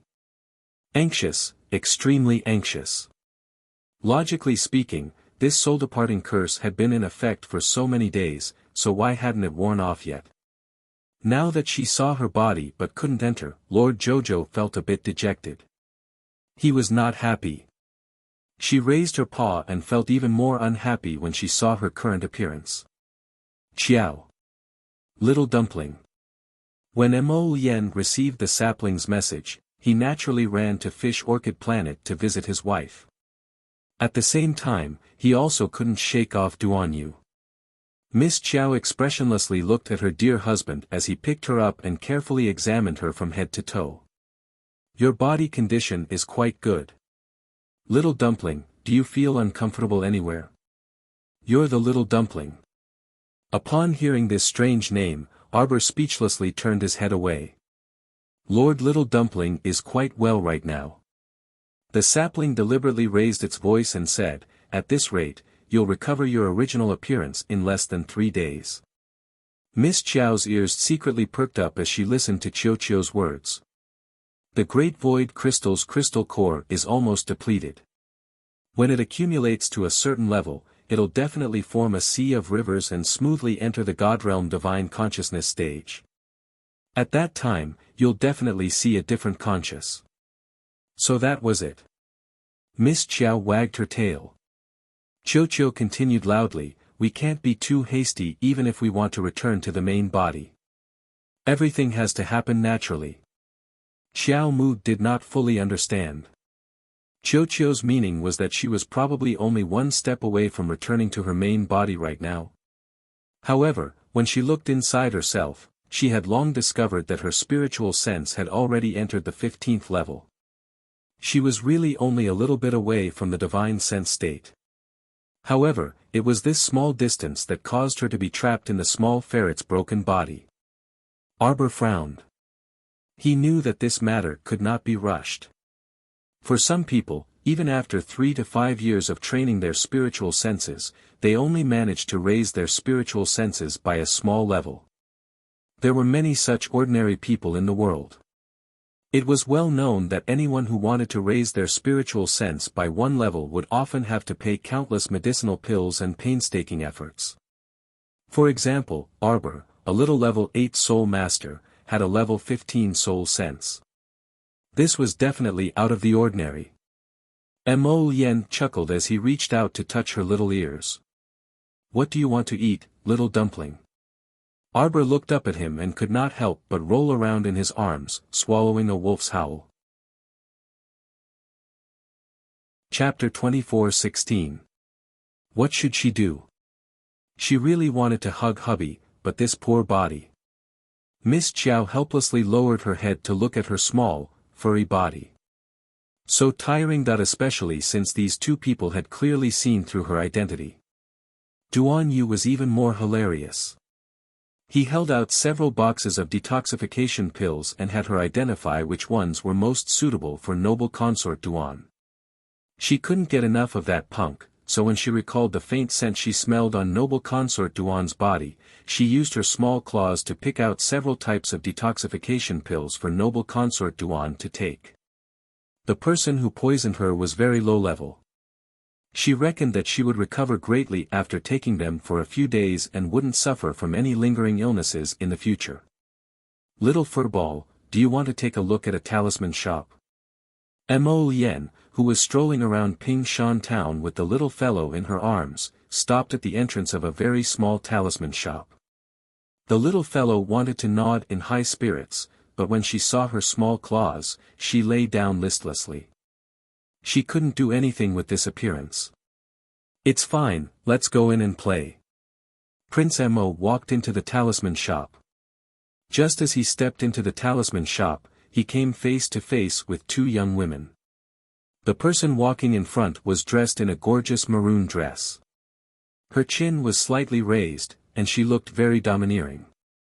The one following behind her was naturally her little maidservant. She followed step by step with a fawning expression and an exquisite box in her hand.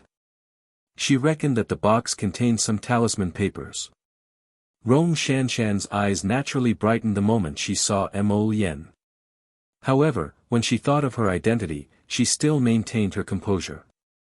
She pretended to adjust her pace, and her originally swift steps slowed down considerably. When she brushed past the man, she even deliberately glanced at him from the corner of her eye. In the end, there was nothing. He didn't even look her in the eye. Oh, not to mention in the eye, he didn't even glance at her from the corner of his eye. Rong Shanshan watched as the corners of his lips curled up slightly. His brows were picturesque as he lowered his head. His gaze was as soft as water as he brushed past her. Rong Shanshan felt an inexplicable itch in her heart, as if a soft goose feather had brushed past her. She couldn't help it. The man in front of her was too good-looking. Even if he didn't do anything and just stood in front of others, he was still so handsome that people couldn't help but look at him. Noticing the change in Rong Shanshan, the maidservant hurriedly took a few steps forward. "Princess, should we stop him?" "No need." Roan Shanshan raised her chin proudly. "Find someone to check his identity later." Roan Shanshan left with her maidservant, but Mo Lien was completely unaware of this episode. He strolled around the talisman shop with the little fellow in his arms and bought some items that caught his eye, giving them all to his wife in one fell swoop. Unfortunately, his wife was not in a good mood and kept looking at him with resentment. Prince Mo reached out to stroke her little head with a grin. "Good girl, I'll take you to eat something delicious." The man and ferret left the talisman shop. Prince Mo carried his wifey to the entrance of a specialty noodle shop in Flat Mountain Town and walked inside. Duan Yu, who was sitting by the window, looked up and rolled his eyes at him. "What are you dawdling for? You took so long to come. I heard that the noodles here are the best within a radius of 800 kilometers. Duan Yu poured some vinegar into the small dish in front of Mo Lien and extended his hand to Prince Mo. "I'll feed her." Catch up on yesterday's chapter. Chapter 24:17. Bah, how could he leave the matter of feeding his wife to someone else? Mo Lien irritably rolled her eyes at him and placed the little fellow on the table. "No need. You know how to feed her. I'm telling you, she might be a ferret, but she's very particular about her meals. Mo Lien. You have to serve her before and after the meal, understand?"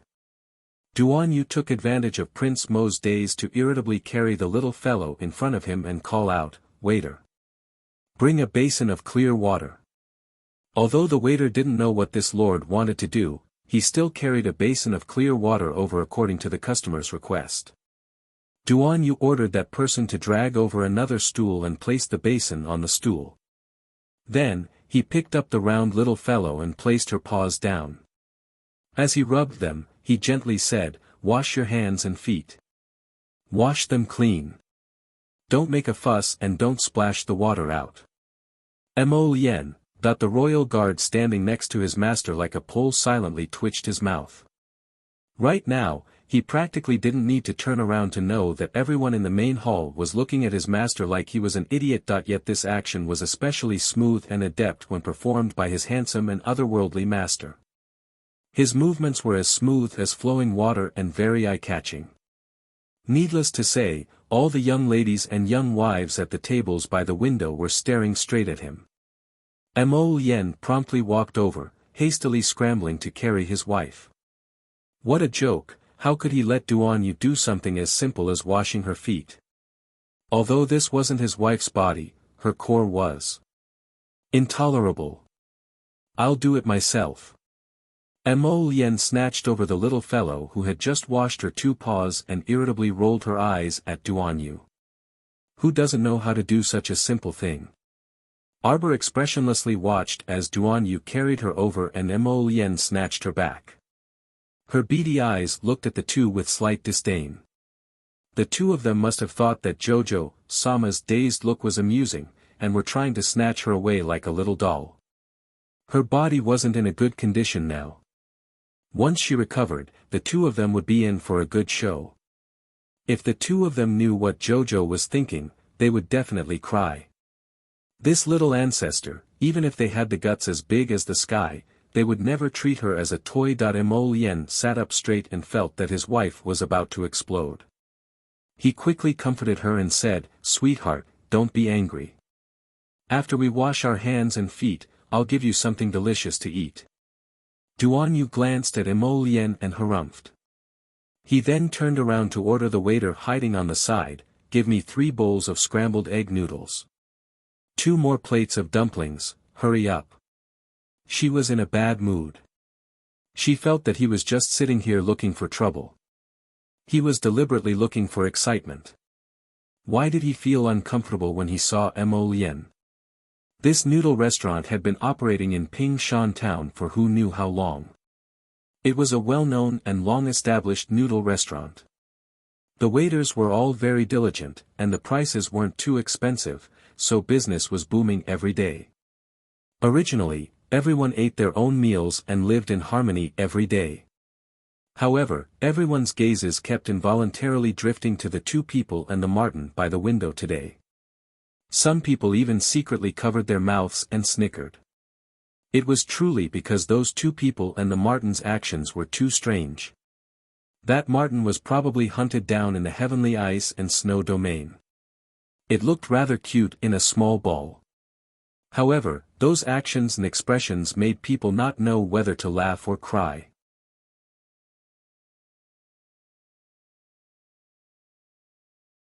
Chapter 24:19.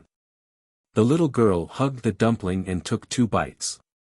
Just as she was about to take a 3rd bite, she suddenly heard a familiar voice calling, "Brother Ali." The little fellow's furry paw that was hugging the dumpling twitched slightly. As expected, she saw Duan Yu's face darken when she looked up. Prince Mo rejoiced in Duan Yu's misfortune and looked up at the girl who rushed in from the noodle shop's entrance. He winked at Duan Yu. That girl from last night came again. Prince Mo's mood soured when he thought of how the little girl's soul actually floated to the heavens of ice and snow to find Duan Yu. Anything that could sully Duan Yu's mood right now was especially good for him. Commandery Princess Xiangchang naturally wouldn't admit that she followed Prince Chen out the entire way. In fact, she had been waiting at the restaurant across the street for a long time before Duan Yu stepped into this noodle shop. She especially found a spot where she could see Brother Ali. She had been observing him from the moment he called over that waiter to bring a basin of clear water to fawn on a mink. She truly couldn't bear it anymore, so she rushed down from the restaurant across the street to find him. Ask her why she couldn't bear it anymore. Xiangchang couldn't resist cursing. From the beginning until now, Commandery Princess Xiangchang had been watching her brother Ali attentively attending to the mink. No matter how she looked at it, she felt that Brother Ali's gaze was a bit strange. How was this looking at a mink? It was clearly as if he was looking at his little lover. When Commandery Princess Xiangchang thought of the words, "little lover," she shuddered in disgust and couldn't help but shudder. When she looked at the snow-white mink on the table again, her gaze was as if she was looking at a monster that could bring disaster to the country and its people. It was especially terrifying. Xiao Mu was baffled and lowered her head to look at her small paws. He didn't think that his tiny body could provoke this renowned Commandery Princess in any way. Commandery Princess Xiangchang had been treated coldly by Duan Yu several times in a row. Compared to this mink's treatment just now, it was definitely she, a dignified Commandery Princess, couldn't even compare to a mink. How could this not infuriate her? Without thinking, she reached out to grab Miss Qiao on the table. "What are you doing?" Duan Yu jumped in fright and quickly raised his chopsticks to block Commandery Princess Xiangchang's indiscreet hand. On the other side, Mo Lian's movements were also quick. In a flash, she picked up the little fellow who was squatting there and held her in her arms. She didn't care that her sleeves were stained with grease from her greasy claws. Arbor looked at Xiangchang Commandery Princess as if he was looking at an idiot. What's going on? Why did he hit her for no reason? Brother Ali, am I not even comparable to a mink in your heart? After being treated coldly for the past few days, Commandery Princess Xiangchang questioned Lin Mengya the moment she opened her mouth. She could not think of anything else. It's obvious. Duan Yu's reply inexplicably pricked his heart. The group of onlookers couldn't help but sympathize with the beautiful girl in front of them. This girl was really pitiful. Of all the people she could like, she had to like a crazy person. Now, she even asked such a question in front of everyone. In the end, she was slapped in the face by the man. It was so painful. Obvious? Duan Yu's answer immediately made Commandery Princess Xiangchang's face pale. Brother Ali's meaning was that it was obvious that she was not even comparable to a mink. How could Brother Ali say that? Commandery Princess Xiangchang felt like her heart was about to shatter. She turned to glare at that mink with increasingly unfriendly eyes. Chapter 24:20. Miss Chiao only felt an inexplicable calamity befalling her. This strange fire had suddenly ignited on her, as though she had been possessed by a neurotic fire. The girl in front of her was looking at her with an extremely unfriendly gaze, which made Miss Chiao viciously glare back without restraint. Ow! She couldn't even eat peacefully, so why was she glaring at Sir Jojo? Prince Mo felt that the little fellow was very interesting, and his lips couldn't help but curve. He nodded while hugging her and saying, "Okay, okay, okay. If she makes any more noise, I'll throw her out." The little fellow hugged a dumpling, and her little black eyes darted around before she lowered her head to eat the remaining half of the dumpling. She was fine with her howl, but it shocked everyone in the hall. Everyone had never seen a ferret that howled like a wolf, so they were looking at her as if she was a pervert. Was this a mutated ferret? Or was she simply a little wolf cub? Pooh pooh.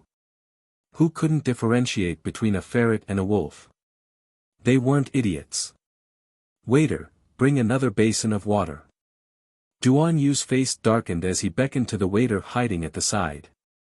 That waiter quickly carried a basin of water over. Duan Yu walked up and helped Prince Mo clean the little fellow's oily claws as if no one else was present. He then said to the two of them, "Let's go." Xiangchang Commandery Princess stood there dumbstruck as she glared at that abominable ferret, her eyes practically spitting fire. What exactly was this damn ferret's background? It actually made her brother Ali condescend to serve her again and again. Ow! Miss Chiao also glared back at her. "You good for nothing, you're even jealous of a ferret. You'll only be like this for the rest of your life." What kind of joke was this? Was Sir Jojo the type to show weakness? If it weren't for the fact that she was so small right now, she would have slapped this person who was glaring at her out of the restaurant. While she was pondering, she saw Xiangchang Commandery Princess's figure suddenly fly out like an arrow, smashing out of the window with a boom. It smashed into the middle of the street, shocking the people in the noodle house and the pedestrians on the street. Commandery Princess Xiangchang probably never dreamed that she would really be thrown out the window by Crown Prince Mo, thrown onto the streets. The people in the noodle house, who had been waiting to watch a good show, collectively shut their big mouths when they saw the Crown Prince move as fast as lightning. What a joke! They didn't want to become the second of that woman and be thrown onto the streets like rags that were used to wipe the ground, looking miserable. Jojo rolled around in Prince Mo's arms. Mo Lien could not help but laugh. Duan Yu silently twitched his mouth, but he still expressionlessly called out, "Let's go, let's go." What are you waiting for? This pair of ferocious bastards was no different from before. Their arrogant temperament had never changed. When Duan Yu thought of this, he couldn't resist taking a deep look at the little girl and sighed inwardly. The two people and the ferret had just walked out of the noodle house when they heard an unfamiliar voice. "That's it. Don't waste your breath with them. Quickly snatch it for this lord." Duan Yu and Mo Lien's gazes shot across the crowd and saw a fatso with a head full of fat and intestines. He was hugging two thick and strong arms as he pointed at the little ferret in Mo Lien's arms and exclaimed excitedly, "This must be a divine beast. Quickly snatch it for this lord." More than half of the people on the street were shocked by him, including Mo Lien and Duan Yu. Miss Chiao looked at that fatso in bewilderment. Chapter 24-21. Idiot. She was just a level 3 mystic beast right now. Was this guy blind? Who was he calling a divine beast? If she was a divine beast, she wouldn't be this weak. Sir Jojo glared at that damn fatty in front of her. She had an urge to pounce on him and tear him apart. She felt that the fatty's eyes were filled with mockery when he called her divine beast. He was teasing her, right? There was actually someone in this world who dared to jump out and tease Sir Jojo. He was simply tired of living. Prince Mo silently twitched his mouth as he stroked his wifey's round body to comfort her. He understood his wifey's current feelings very well. Ha ha ha ha ha. What a huge misunderstanding this was. Sir Jojo glanced at the Crown Prince suspiciously. Strange, he felt that the crown prince's lips were curled up, as if he was laughing inside. He probably didn't have the guts to laugh at Sir Jojo. Duan Yu stood on the side and sent the royal guard a look. How could the Zhangzhou guard's cultivation be a match for the few lousy servants that the fatty brought along? They took care of him in a few moves and gave him a good beating. Then, they twisted the fatty's arm and shoved him. Scram! The fatty's face turned green from anger, but he kept ranting, "You guys want to overturn the heavens. Huh? You guys dare to hit me, do you know who I am? There's nothing in this flat mountain town that I don't have the final say in." Mo Lien. Duan Yu was amused from anger and sent the Zhangzhou guard a look. The Zhangzhou guard raised his arm and smacked that punk's mouth crooked with 2 slaps. "You're just a mere overlord of Flat Mountain Town. What are you capable of? What are you doing? What are you doing? What are you doing?" A loud shout came from the crowd. They saw a round middle-aged man leading 17 to 18 thick-armed servants over. They surrounded the Zhangzhou guard and pointed at him, shouting angrily, "What are you doing? Can't you see that young master is being held in someone's hand? Hurry and save young master. Father! Father! These 2 gigolos are trying to steal my divine beast." Fatty's face was swollen as he shouted angrily, "Hurry up and snatch the divine beast for me." Mo Lien. Duan Yu. Lord Jojo let out an angry roar. This damn fatty must be tired of living. Which pig's eye did he see that she was a divine beast? Jojo Sama knew that this was clearly the darn fatty's way of mocking Sir Jojo. A small mystical beast that had not even reached the 3rd level was actually called a divine beast. This was clearly not blindness, this was brain blindness. "Little Tuanzi, don't be angry, don't be angry." Mo Lien's mouth twitched. He really understood his wife's feelings at this moment. This was clearly a weak chicken, but there was a retard who said that you were very strong. His wife flew into a rage out of humiliation, ha. He couldn't smile, and he couldn't let his wife see that he was smiling. Jojo looked up at this man suspiciously. The man's jade-like handsome face was filled with tenderness, and his eyes were smiling. There was nothing strange about him at all. "Be good, I'll beat him up for you." Humph. Lord Jojo snorted through his nose. His beady black eyes stared disapprovingly at that annoying father and son pair.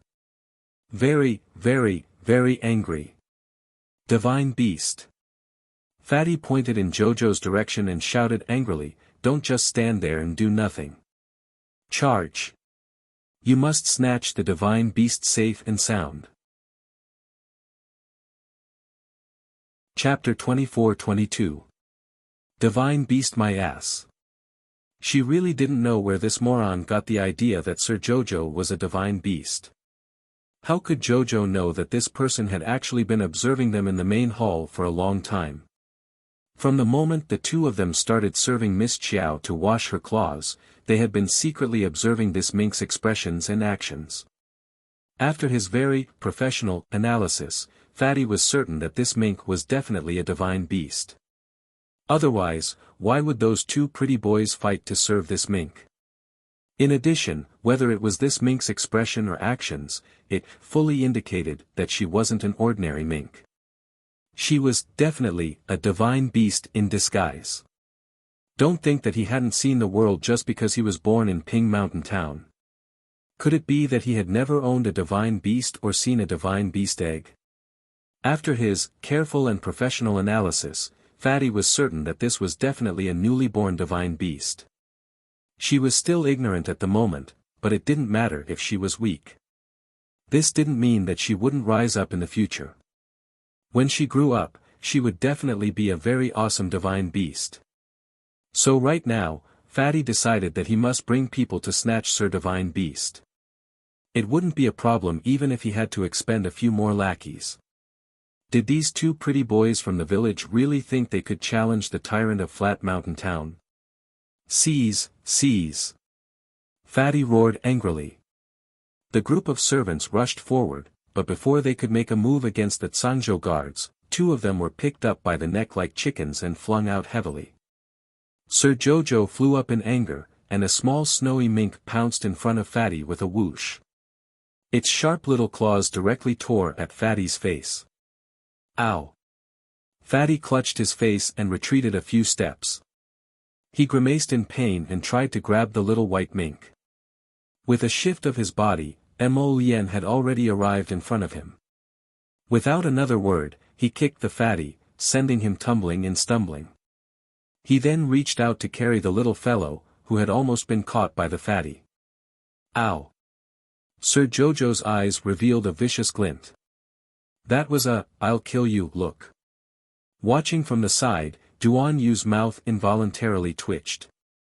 When he saw the look in her eyes, he inexplicably thought of the fierce little girl he had met in the mountains behind Quoto village. At that time, she was also extremely fierce. She could even viciously lay her hands on his peerlessly beautiful face. Not to mention the fact that he was looking at a fatso with mediocre looks, it would be good enough if he didn't slap him to death. Xiao Xiao would never admit that she was angry out of humiliation. Yes, she was annoyed beyond words.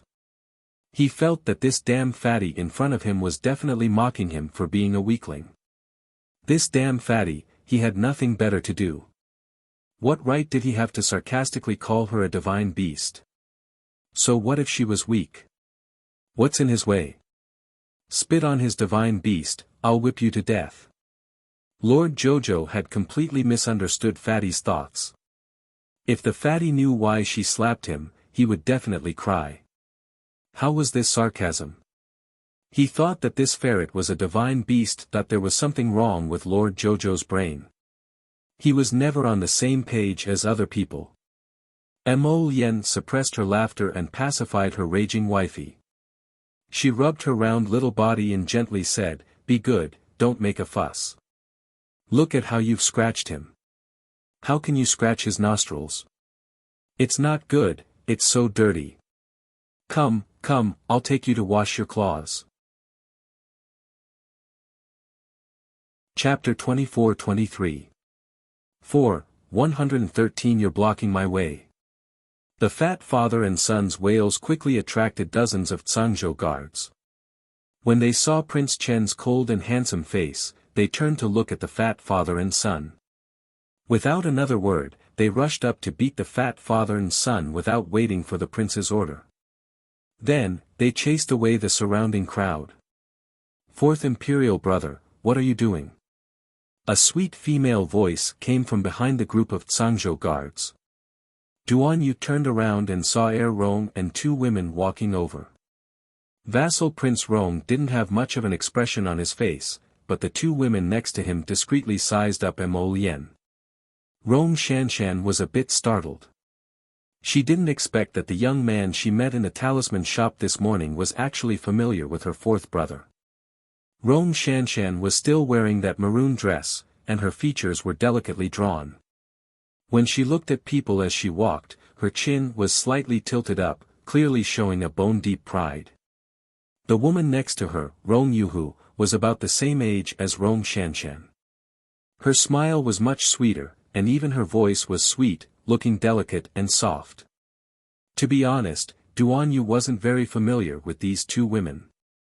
That old man, the great emperor of Zhangzhou, had a long line of children. How could he remember all of them, whether he knew them or not? He only vaguely remembered that these two women should be the 7th and 9th princesses, but he really didn't remember their names. Duan Yu frowned when he heard Rong Yuhu call him 4th Imperial brother. This voice was so annoying that it irritated him. Princess Jiankang. The limping Xiangchang commandery princess walked up and curtsied to Rong Shanshan before turning to look at Rong Yuhu. 9th princess. Compared to Rong Yuhu, Rong Shanshan, the empress's daughter, had always been much more favored. Moreover, she was a princess with a title. Although both of them were princesses, Rong Shanshan naturally had the highest status among the princesses. Rong Yuhu nodded with a smile. Rong Shanshan, on the other hand, had an arrogant look on her face. She glanced at her and asked curiously, "What's wrong with you?" Xiang Chang usually looked like a smart person. She didn't expect that when she saw her today, she would be so listless and limping. She was in such a sorry state, but she still had the nerve to come up and greet her. She didn't have the manners of a princess at all. Rong Shanshan scoffed in her mind. Her gaze seemed to inadvertently sweep past Mo Lian's face as she asked Duan Yu aloofly, "Fourth Imperial brother, may I know who this is?" Duan Yu simply couldn't be bothered with her. Without even looking at her, he directly said to Mo Lian, "Let's go." After being fooled by that foolish father and son pair for a period of time, it was really bad luck. Rong Shanshan's face instantly darkened. She was the daughter of the Empress and the younger sister of the Crown Prince, Rong Li. Who dared to disrespect her in the palace? This unorthodox son that was brought back by Imperial father actually dared to not put her in his eyes. Rong Shanshan abruptly turned her head and motioned for several royal guards under her to block Rong Li's path. "Fourth Imperial brother, what do you mean by this? Do you think you can't hear me when I'm talking to you?" She was used to being arrogant, so how could she endure this kind of vexation? She coldly glared at Duan Yu. Duan Yu snorted and ordered the Zhangzhou guards behind him, "Move them aside. Don't you see there's a blind dog blocking my path?" This tone and attitude angered Princess Jiankong so much that her entire body trembled. Chapter 24-24. The Zhangzhou guards silently looked at each other, but they didn't dare to court disaster. They hastily stepped forward and respectfully bowed with cupped hands, asking Princess Jiankong to step back. Slap! Rong Shanshan's fury soared as she slapped at Zhangzhou guard's face. 5 bright red fingerprints instantly appeared on that punk's dark face. He also took a step back and lowered his head with tightly pursed lips, looking like he was angry but didn't dare to voice it out. Slap! Duan Yu didn't say anything and slapped back. He coldly reprimanded, "You're quite capable. You dare to hit this prince's people." Everyone was stupefied by his ruffian attitude of ruthlessly destroying a flower. Meanwhile, the fatty and his son, as well as the group of servants, who were originally tied up outside, were all trembling in fear. They wished for nothing more than to bury themselves like fertilizer. What was going on? Judging from their titles, there were princes, princesses, and commandery princesses. When did so many awesome people come to Flat Mountain Town?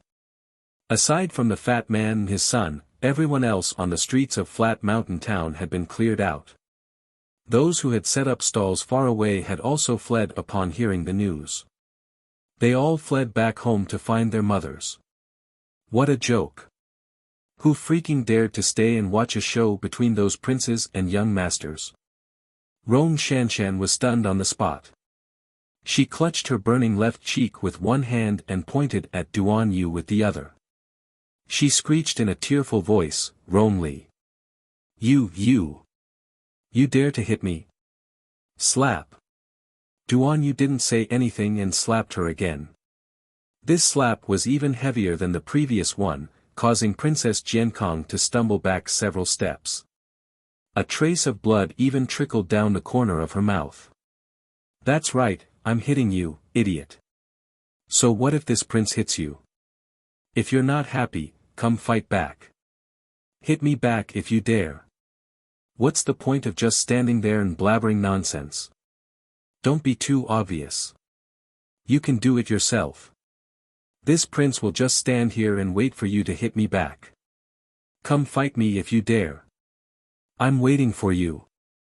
All the Zhangzhou guards, Mo Lian, the little girl was very unhappy to watch the show, and her gloomy anger from earlier was swept away. Her pair of black eyes looked at Duan Yu, then at Princess Jiankong, who was being bullied ruthlessly. Ha! Both sides of the princess's face were swollen out of proportion. The little guy clapped his little paws with a curious look on his face. He didn't mind the commotion at all. He liked this kind of style. Even if he was aggrieved, could it be that he didn't retaliate? He liked to fight back to his face. Princess Jiankong. This mink is mocking you. Just as the atmosphere became tense, Xiangcheng Commandery Princess screamed in a hoarse voice. Rong Shanshan immediately shifted her gaze to Jiao Er. As expected, she saw the gloating expression on the little fellow's furry face. Actually, this mink did not have any expression at all. She was a mink, so how could she have any expression? Her usual anger was not shown on her face, but completely filled with a pair of small black eyes. Princess Jiankong was completely imagining some schadenfreude, and using this as a pretext to make a fuss. Kill it, kill this mink for me. Kong Yuan shouted, pointing at the snow-white little mink in Mo Lian's arms. Upon receiving Princess Jiankong's order, two black-clothed hidden guards scuttled out from behind Mo Lian like two shadows and reached for the white mink.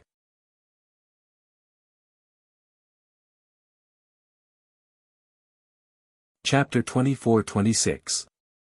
Her long eyelashes fluttered heavily. She slowly opened her eyes. The first thing she saw was a pair of pitch-black phoenix eyes filled with anticipation. The moment their eyes met, Miss Qiao felt an inexplicable sense of guilt. She could only feel her little heart beating wildly. It's over, it's over, it's over, it's so awkward. How am I going to tell this guy later? Wifey. Mo Lian reached out and pulled her completely into his embrace. He lowered his head and sucked on her delicate lips forcefully, nibbling and nibbling. He used quite a lot of strength. Arbor, that she suddenly forgot what she wanted to say to him. What should she do? This kiss was different from the previous ones that were as light as dragonflies skimming the surface of the water. It was truly ferocious. Perhaps it was because the crown prince had accumulated so many days of worry, anxiety and irritation, but at this moment, all of it was stuffed into the little fellow's little mouth. Miss Qiao wanted to resist, but how could she be a match for the man? Her raised little hand was caught in his grasp. Only when the man had kissed enough and let go of her did the little fellow seem to have been reborn. She heaved a sigh of relief, but her little face was already flushed red from holding it in. Mo Lian. Jojo, when you kiss, you can exhale a little. Look at how you've held it in. My heart aches just looking at you. The man reached out and pulled her onto his lap. His other hand touched her chest, rubbing it as he breathed for her. Still can't hold it in. You. Prince Mo looked at her with an aggrieved expression. He did not mention anything about Jiao Er. You're scowling at me. Is it because we didn't kiss enough just now? Why don't we practice a little more and let you learn how to breathe? Arbor, thought what was going on. He felt that the crown prince seemed a little different somewhere. Arbor looked at him expressionlessly. After a while, he said, why am I here? Didn't the two of us just arrive at a small town in the corner of China on a big ship? Why did we come to Paradise Planet? Mo Lian suddenly felt speechless. This little calm face was really good at pretending. If he didn't already know what was going on, he would have been deceived by her calm expression. You don't know. Mo Lian blinked. Jojo, let me tell you, it's dangerous. When we first came to the Divine Land, we encountered a huge storm. We were blown to Tsang Province's heaven of ice and snow by a terrifying gust of wind and even encountered Duanyu. Arbor. What a coincidence, I tell you. In the end, we even saved Duanyu and found a fragment of a tree. Jojo. Do you remember now? Was it because of that strange wind that his memories were still a little messy? Let me tell you, it's okay. You'll be back to normal in 2 days. Does your head still hurt? Do you want your husband to give you a massage? When Duanyu was pulled inside by Sapling, he heard Prince Mo's awkward boasting, and he was so embarrassed that he almost couldn't find his way home. Crown Prince, forget it. Even my face hurts on your behalf for making up such a lie. To take care of Jojo's feelings, can you be so irresponsible as to make up such an unrealistic story? Duanyu walked over with a disdainful expression. Arbor was still expressionless. Duan Yu, we just saved you. Your wound hasn't completely healed, so don't walk around. Go back and lie down. Duan Yu, Mo Lien, Jojo so quickly entered the plot that Mo Lien made up for him. How could Duan Yu endure this? Mo Lien chuckled. Wrong, Jojo even added some details to his fabricated plot. For example, Duan Yu was injured. Chapter 24-27. Duan Yu speechlessly glanced at Jojo. What should he do? He was actually speechless. Arbor dawdled as he got up and patted his clothes.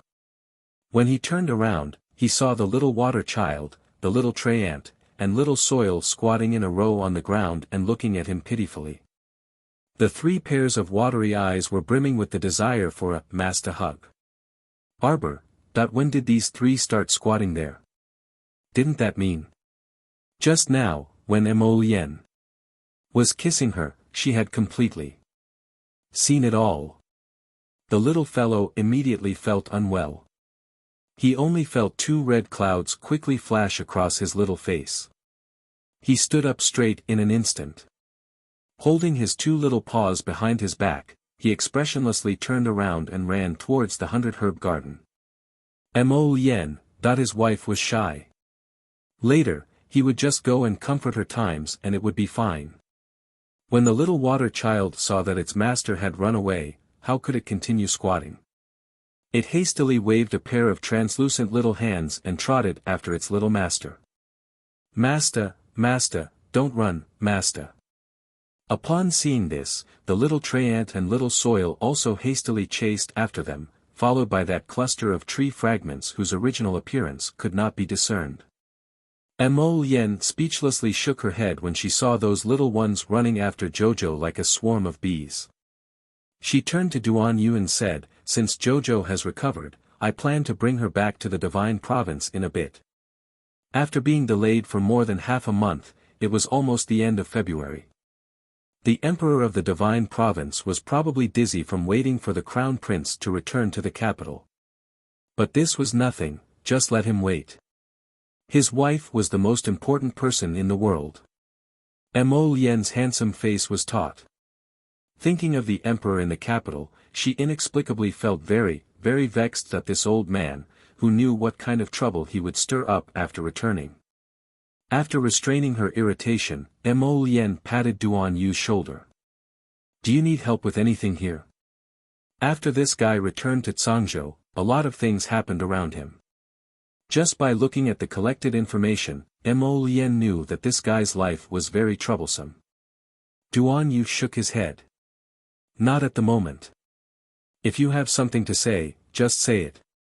Don't keep it to yourself. Mo Lien glanced at him, then slowly walked towards Jojo's herb garden. Duan Yu stood alone under a tree covered in peach blossoms, and his gaze flickered as he watched them leave.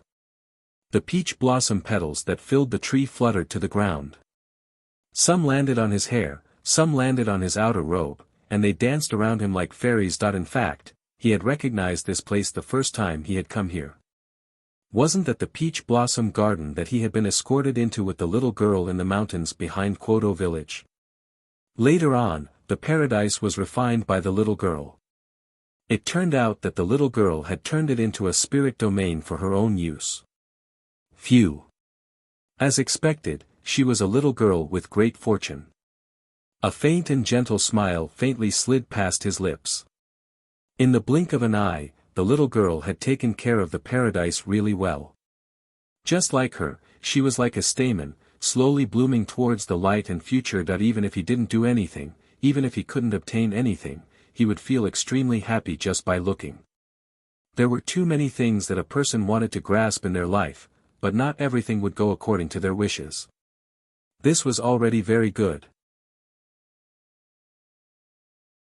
Chapter 24-28.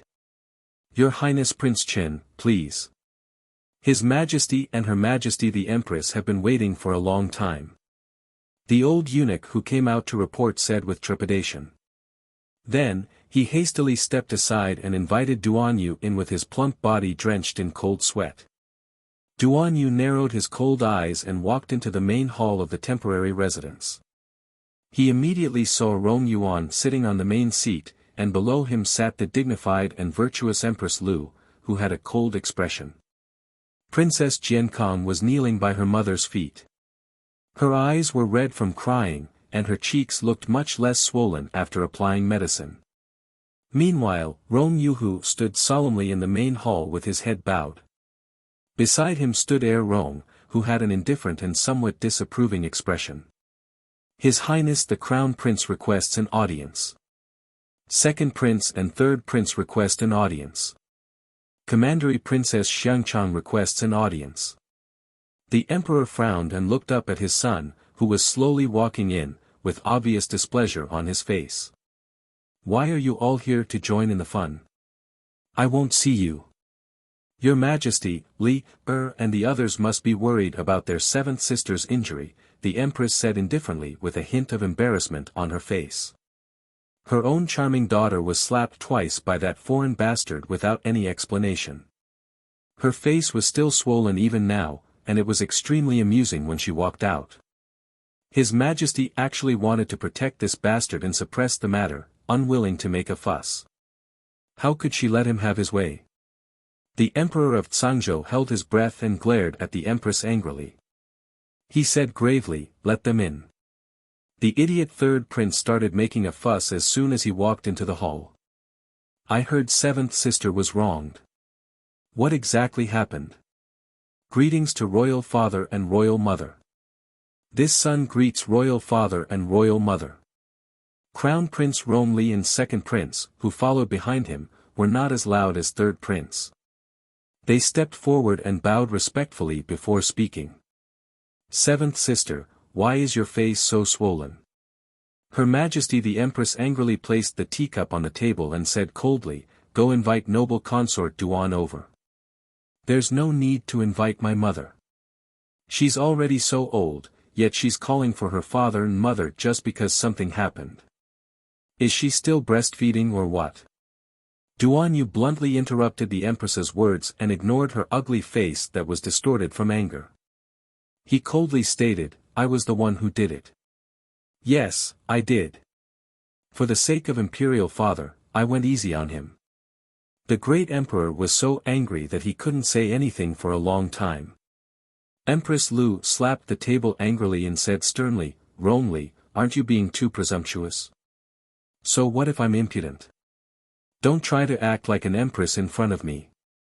If you have the time to be angry here, why don't you take care of your own daughter and everything will be fine? Duan Yu's words nearly choked the empress to death. Her face contorted as she pointed at him and stammered, You. She was so angry that her chest hurt, but she couldn't speak. She truly had never seen such an unscrupulous youth. She was the current empress of Tsangzhou, the motherly model of the world. This punk actually dared to contradict the empress like this. It was evident that he didn't care about her, the empress, at all. To put it more seriously, he didn't care about his majesty at all. Duan Yu's cold and desolate gaze circled Empress Lu's body as he said dryly, Jiankong relies on your majesty as the empress, but her actions outside are worse than a shrew's. This is all because of the good daughter you taught.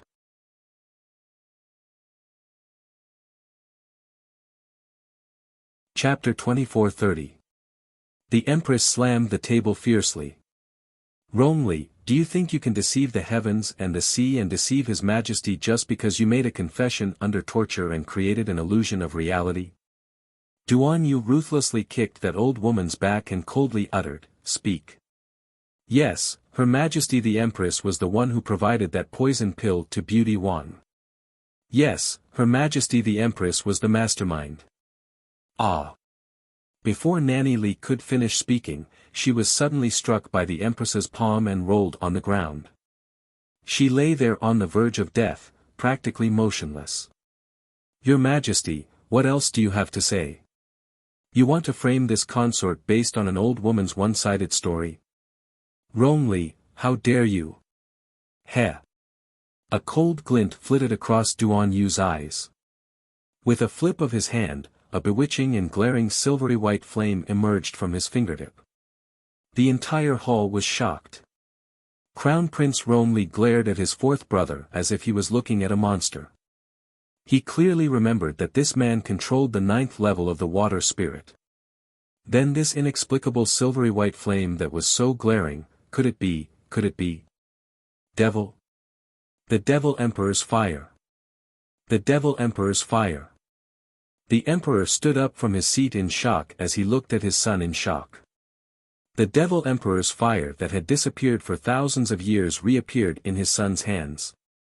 Therefore, after his son received the Devil Emperor's inheritance in the ancestral temple, he awakened the Devil Emperor's fire. Crown Prince Ronli looked at Duan Yu with a complicated expression. He couldn't tell if he was more jealous or fearful. Meanwhile, the Empress's expression also became exceptionally contorted, and she couldn't stop trembling with fear. How was this possible? How could noble consort Duan's son inherit the Devil Emperor's fire? This was impossible. Not only was her son Ronli born sickly, but his talent and cultivation were also not high. But unexpectedly, Ronli, that bastard, not only inherited the Devil Emperor's inheritance, but he also awakened the Devil Emperor's fire long ago. Only today, only now did he reveal it in front of people. His scheming mind was really deep. He really did a good job of hiding it. I can kill you with a thought. Do I need to frame you? Idiot. Duan Yu directly rebutted Empress Lu without giving her any face. What kind of world do you think this Zhangzhou continent you live in is? Do you know what it means to respect the strong? In my eyes, you're just an ant. Boom. Empress Lu sat down on the high seat. Her lips trembled, but she couldn't say a word. Royal father, this son requests that this woman be severely punished. Duan Yu bluntly declared as he pointed at Empress Lu. No, you have no evidence at all. Ronli hurriedly stepped forward and said, based on Nanny Li's one-sided statement, you can't prove that it was Imperial Mother who poisoned noble consort Duan. You. If this prince says it's her, then it's her. Duan Yu coldly interrupted the crown prince. At this moment, Ronli felt that the ferocious claws and fangs hidden in the dark had finally been exposed in front of everyone. He had finally revealed his ambitions and desires, putting all of this clearly in front of them. Crown Prince Ronli's complexion instantly turned pale and unsightly, and he felt his breathing tighten. He didn't expect that a single Ronli would bring him so much pressure. Chapter 24:31. The Emperor's mouth twitched, and he stood up to say, that's enough. Stop making a fuss. Royal father, how are we the ones making a fuss? Jiankong finally couldn't hold it in anymore and started bawling indignantly. Royal father, we were clearly talking about fourth royal brother beating me up earlier, but fourth royal brother skillfully brushed this matter aside and started making a fuss about something else. Royal father had already made a conclusion about Beauty Wang poisoning, but fourth royal brother abused his power to bully others and insisted on pushing this bucket of shit onto royal mother. Royal father. Royal father, please uphold justice for daughter and royal mother. Royal father, daughter isn't a shrew making a scene on the streets like fourth royal brother said. Daughter is a royal princess, so how could daughter be so shameless? Royal father, I beg royal father to uphold justice for daughter. As she spoke, she sobbed as if she wanted to cry tears of blood. The emperor felt a headache coming on. He suddenly felt a bit of regret. Why did he meddle in this lousy matter today? At that time, besides ninth sister, heir Rong and commandery princess Xiangchang were also present. If royal father doesn't believe me, you can ask those two. Heir Rong stepped forward and cupped his hands at the emperor. He said frankly, previously, it was indeed Princess Jiankong who made a scene on the streets of Flat Mountain Town. If it weren't for that, His Highness Prince Chen wouldn't have intervened and taught the princess a small lesson. Princess Jiankong, the emperor, Duan Yu coldly looked at the emperor of Cangzhou. Royal father, I originally wanted to let this matter go.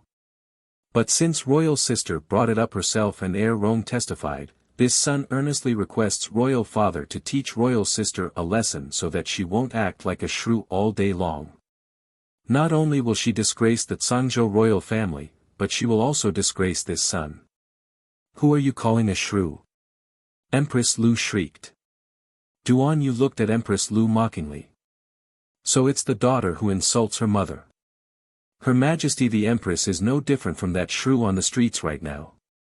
Fourth brother. Rongli couldn't resist reprimanding, you had better know when to stop. Eldest brother, did I say something wrong? Duan Yu turned to look coldly at Empress Lu. The latter's nails dug into his palms, but he did not realize it. The muscles on his face were also twitching. It was obvious that his lungs were about to explode from anger. Fourth brother. Imperial mother is your legitimate mother after all. You're criticizing her like this today, do you know? Enough. The great emperor angrily slapped the armrest of the rosewood chair. All of you, shut up. Princess Jiankong sobbed. Since today's matter was caused by Jiankong, let Jiankong bear the responsibility. The great emperor waved his hand irritably and said, since Jiankong's appearance is improper and you're causing trouble on the streets, then I'll punish you by making you copy the precepts for women 300 times. When you return to the palace, you'll be grounded for 3 months. Father Emperor. Princess Jiankong raised her eyes in astonishment, staring blankly at the father who had always doted on her. She was the victim, all right. Why was she still the one being punished in the end? 500 times. The great emperor bellowed. Empress Lu's face was full of anger. She subconsciously kicked her daughter lightly to make her shut up. Princess Jiankong was full of grievances. She covered her mouth and wept. Turning her head, she actually ran out of the courtyard. Duan Yu scoffed. Royal father, you also saw that Jiankong dared to disregard his father and brothers like this in front of you. This punishment is completely useless to her. 300 and 500 times was merely a number. It couldn't punish Jiankong at all. Chapter 2432. Princess Jiankong could ask someone to copy it for her. Of course, she could procrastinate and copy a few articles, and then let it go. What he wanted was for Jiankong to be in big trouble. Since she dared to give the order to kill Jojo, she should have a taste of death first. Only when Jiankong was in trouble would Empress Lu feel the pain. As for Mammy Li's matter, the Empress could insist that Mammy Li slandered her by accusing her master. Thinking about it, his good father would not depose the Empress for such a trivial matter. At most, it would just be a thorn in his heart. If he wanted to get rid of the Empress, he had to get rid of the Lu family behind her first. Of course, this matter could not be rushed. But now, it was good to let the dog Empress feel the pain in her heart. The great emperor looked at his son in front of him with a heavy gaze. His fourth son was already more outstanding than the others. This point was obvious to all in the court. However, Rongli was his legitimate son and Empress Lu's son. As long as Rongli was not too ill to move, no one could shake his position as the crown prince. What else do you want? It's not what I want. It's my father. If you don't punish Jiankong today, her domineering and unruly arrogance will be known all over the world in the future.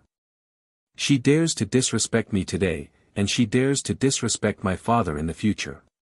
Such a royal princess will only disgrace the royal family when she goes out. I am ashamed to agree with such a royal sister. The Empress's eyes were full of anger. This was a blatant threat. He meant that if Jiankong was not punished today, he would completely ruin Jiankong's reputation. This Rongli had really underestimated him. Today's appearance of baring his fangs and brandishing his claws was his original appearance. The emperor pinched his eyebrows and waved his hand. Jiankong made a scene in the street and lost all her virtue. Now she is demoted to Commandery Princess Jian Kang. She will be beaten 10 times as a warning to others. Let the disciplinarian Mammy teach her etiquette again. Your Majesty. Empress Lu looked like she had fainted. She stared at the Emperor's cold face with her eyes wide open. And you, Empress. Granny Li, who was by your side, had such a thing happen to her, and your daughter has become like this. You should also be grounded for 7 days and reflect on yourself. Duan Yu coldly glanced at Empress Lu before cupping his hands at the Zhangzhou Emperor. This son will take his leave. When he turned around and stepped out of the door, a silver flame, like the fire from heaven, suddenly fell on Mammy Li at the door. In Mammy Li's shrill scream, everyone was stunned as they watched the old woman being burned to ashes by the silver-white flame. Empress Lu felt a chill run down her spine. The Zhangzhou Emperor was also stunned for a long time. When he came back to his senses, he shook his head helplessly. This is the consequence of bullying my mother. Although Duan Xiaoxi did not say anything when he left this sentence for everyone. Rong Qing returned to her room and found that her father was already waiting for her. Weren't you a little impulsive today? The Prince of Qing's chubby face was rather worried. You have thoroughly offended the Crown Prince, Empress Lu, and the Lu family. Vassal Prince Rong said with a faint smile, I think the ones who need to worry are Empress Lu and the Lu family. Father, do you think this matter will end like this? You are all underestimating the fourth prince too much. Chapter 2433. Prince Qing stared at his son in a daze. He had no doubts about his son's brilliance. But he was young after all, and Prince Qing was used to smoothing things over. He felt that his son's actions today were showing off and targeting Empress Lu's family too much. But what did his son mean by his words just now? Could it be that the fourth prince's matter wasn't over yet? The princess had already been demoted to a commandery princess and was punished with flogging and confinement. How could this matter not be over yet? Even if it wasn't over yet, it should be the Lu family targeting the fourth prince and not the other way around. That it wasn't that he was underestimating the fourth prince, but the fourth prince had just returned to Tsang province and was weak alone. How could he resist an established family clan? Let's wait and see, father. Rong smiled faintly. After returning to his room from the main hall, Duan Yu was still in a foul mood. After his torment today, Empress Lu, that woman, was most likely going to feign illness and have to stay in Flat Mountain Town for a while longer. As he picked up his teacup, he noticed a small head bobbing at the door out of the corner of his eye. He couldn't help but chuckle on the inside, and his expression eased as he softly said, "Stop looking around, I already saw you. Come in." Miss Chiao's long hair was loosely tied up today. She didn't have any extra gold or silver hairpins in her hair and only wore a somewhat comical jasper frog headdress. When she was bobbing her head at the door earlier, that little frog headdress was especially conspicuous. Perhaps that dunce crown prince personally made it for her to play with, but the little fellow ended up wearing it on her head, Duan Yu thought. Miss Chiao pursed her lips. When she looked at Duan Yu, her gaze was a bit erratic, and her voice was inexplicably a bit hesitant. It was mainly because she recalled that night when Duan Yu, this dunce, held her painting in admiration and said those words to her. The little fellow felt a bit uncomfortable in her heart. Now that she looked at him, she increasingly didn't know what to say. A bit of awkwardness inexplicably floated in the air. Duan Yu abruptly stood up and strode to her. He raised his hand and flicked her forehead. "What are you doing? You came in without saying anything." With this rude flick, the little lady's gaze turned fierce as she stared dangerously at the man in front of her. Duan Yu, this treasure always liked to suddenly change her expression. It was a bit frightening. Cough. My bad, my bad. He chuckled and raised his hand to rub the little fellow's head in a very natural manner. Tell me, are we setting off? Miss Chiao nodded. Suddenly, She took out a box from her inner world and stuffed it into his hand. For me. Duan Yu looked at her with a grin and reached out to open the box. It was filled with all kinds of antidote pills and antidotes. All kinds of small bottles were covered with instructions, describing the symptoms of each poison and what kind of medicine to take. It was obvious that a lot of effort had been put into this. Duan Yu was touched, but he didn't show it on his face. He merely smiled at her and said, "Don't worry, my combat strength isn't that weak. I definitely won't let anyone kill me first." The little girl pursed her lips. "Jojo." Duan Yu reached out to hold her small hand. Miss Chiao inexplicably thought of his expression that night. As if she had been stung, she hurriedly flung his hand away. Duan Yu's outstretched hand stiffened for a moment, and it froze in midair. Seeing her exceptionally serious expression, Duan Yu couldn't help but chuckle bitterly. "What's with that look in your eyes? Why are you looking at me so strangely?" he asked softly. Chapter 24-34. His fingers also very rudely pinched her soft cheeks.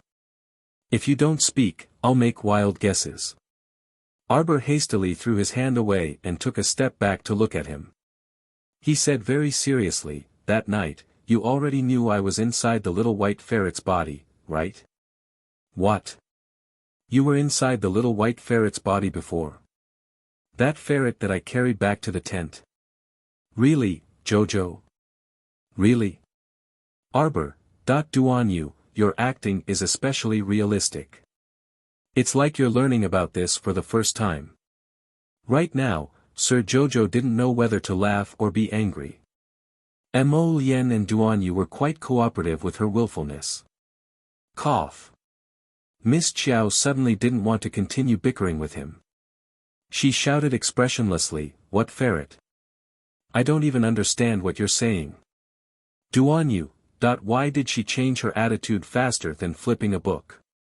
Didn't he just admit that he had stayed inside the ferret's body for a while? This little stoic was truly hilarious. He had just admitted that he was the ferret, and now he was slapping his own face twice. If it weren't for the fact that his mood was a bit gloomy right now, Duan Yu really wanted to laugh out loud. "Jojo, you couldn't have taken my joking words with the ferret seriously, right?" Duan Yu stepped forward and simply spoke bluntly. He grabbed her small hand and shook it while he was at it. His eyes curved like a silver moon as he looked at her and said, "How can I like you when you're so fierce? Whoever likes a fierce girl like you is out of luck. Probably only Mo Lien, that idiotic fool, would be so thoughtless. Arbor. Try belittling me again." The little stoic raised her fist, looking like she would beat him up at the slightest disagreement. Duan Yu laughed out loud, and his beautiful peach blossom eyes blinked at her. Okay. I won't say it anymore." Miss Chiao glanced at him suspiciously, feeling that this guy was a bit strange. Were these words from his heart? But forget it. Since he said so, the little fellow also felt relieved in his heart. More than anyone else, she didn't want to hurt this idiot in the slightest. "Jojo, we're friends, right?" If it was in the past, the little girl would have yelled at him, "No friends." But today, the stoic face clearly wasn't that resistant. She probably felt that it couldn't be better that he was willing to take a step back to the position of friend. Everything had returned to the past and nothing had changed. Only Duan Yu was very clear, did nothing really change? Impossible. He smiled and let go of her hand. He took out a storage talisman and handed it to her. "The snow domain's divine flowers are all inside. Do you want to keep 2 for yourself?" Duan Yu nearly laughed out loud. "So stingy, only giving me 2 flowers." Actually, she was already very generous. That time under the ice, when she saw Yas take 1, she wanted to bite off a piece of his flesh. 5. The little fellow endured the pain and said, Here you go, here you go." Duan Yu waved his hand. "I have no use for these anyway." Why don't you give them to me after you concoct some good pills? Oh. Miss Chiao smoothly put the storage talisman into her pocket and said with a nod, Duan Yu, we'll be leaving now. Be careful. If you're alone. Okay. Duan Yu nodded. His gaze landed on the little girl's slim figure as she turned around and strode out the door against the light. He inexplicably had the urge to reach out and grab her. However, he didn't. Chapter 24:35. Jojo left. Although he didn't deliberately inquire about this information that day, he still followed them without realizing it. He calmly watched those two leave Flat Mountain Town before summoning the Golden Dragon and leaving together. Duan Yu felt that Jojo's departure seemed to have taken his heart along with it. It made him feel empty, as if something was missing. It was a bit lonely and unbearable. Duan Yu propped up his chin with one hand and spaced out for a while until a hidden guard quietly entered the room and stood beside him. He finally recovered his wits and asked calmly, Is everything done? Yes. Withdraw. Duan Yu poured himself a cup of tea and calmly took a sip while holding the teacup in his other hand. Close to 10:00 at night, ear-piercing screams came from Princess Jinkong's small courtyard. She had lost all her dignity after being flogged 10 times in public. Jinkong had never suffered such humiliation before. She was currently sprawled on the bed in a fit of rage. The two maidservants who were applying the medicine were both sent out by the furious empress to flog them 30 times. The new maidservant who was called in to apply the medicine was trembling with fear and trepidation. As soon as the medicine was applied, Jiankong let out a mournful scream. It was very embarrassing for a girl to be injured in that sort of place. Princess Jiankong was embarrassed, vexed, and angry, and her wound was also painful, itchy, and numb. The screams and shrieks of chickens and cats made Empress lose heartache. Her precious daughter, whom she had doted on so much, had actually suffered 10 strokes of the cane while she was still alive. Her injuries were so severe. In the Empress's fury, she dragged the maidservant who applied the medicine out to flog her again. The rest of the people were all frightened out of their wits. It seemed like anyone who applied medicine for the princess would be beaten. Royal mother, it hurts, royal mother. Imperial mother. Rome Shanshan only felt that her butt was no longer her butt. Empress Lu couldn't help but feel suspicious about this situation.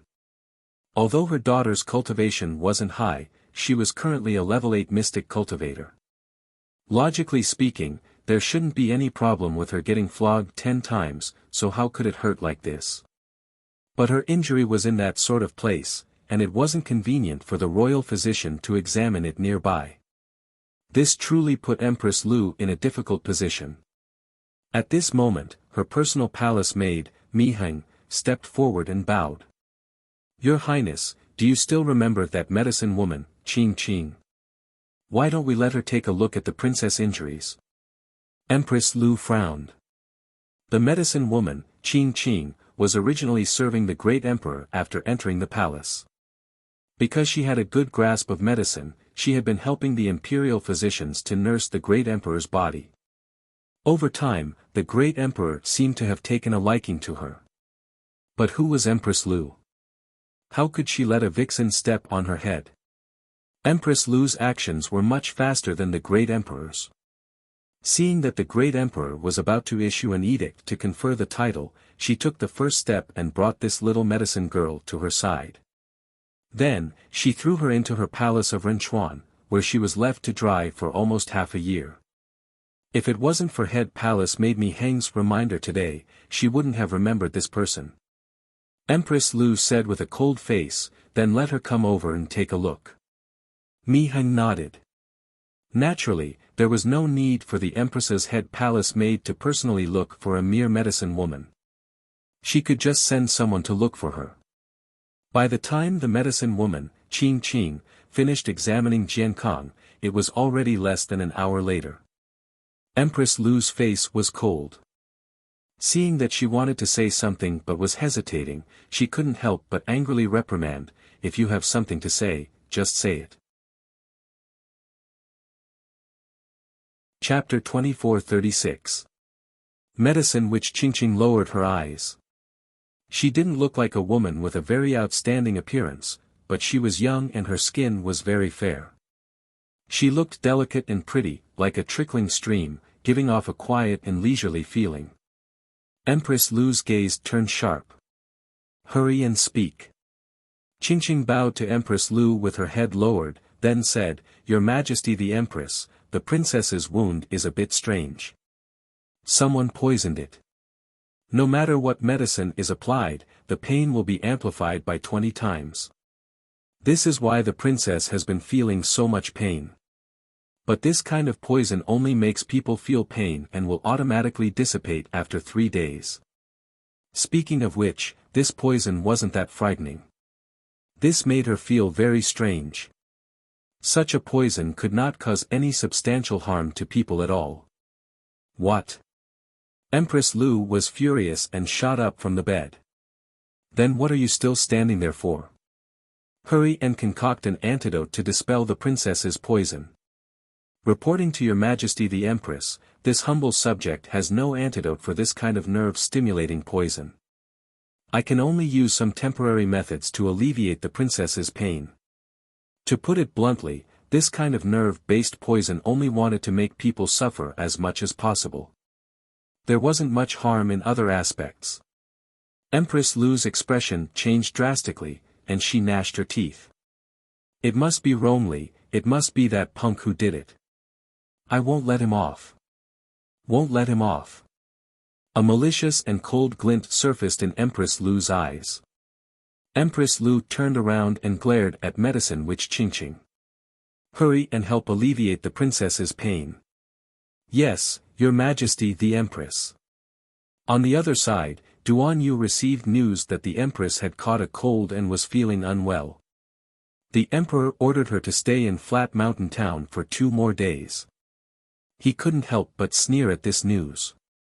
Jiankong's body wasn't suitable for long journeys, but if Empress Lu thought that Jiankong would recover in 2 days, then she was truly too naive.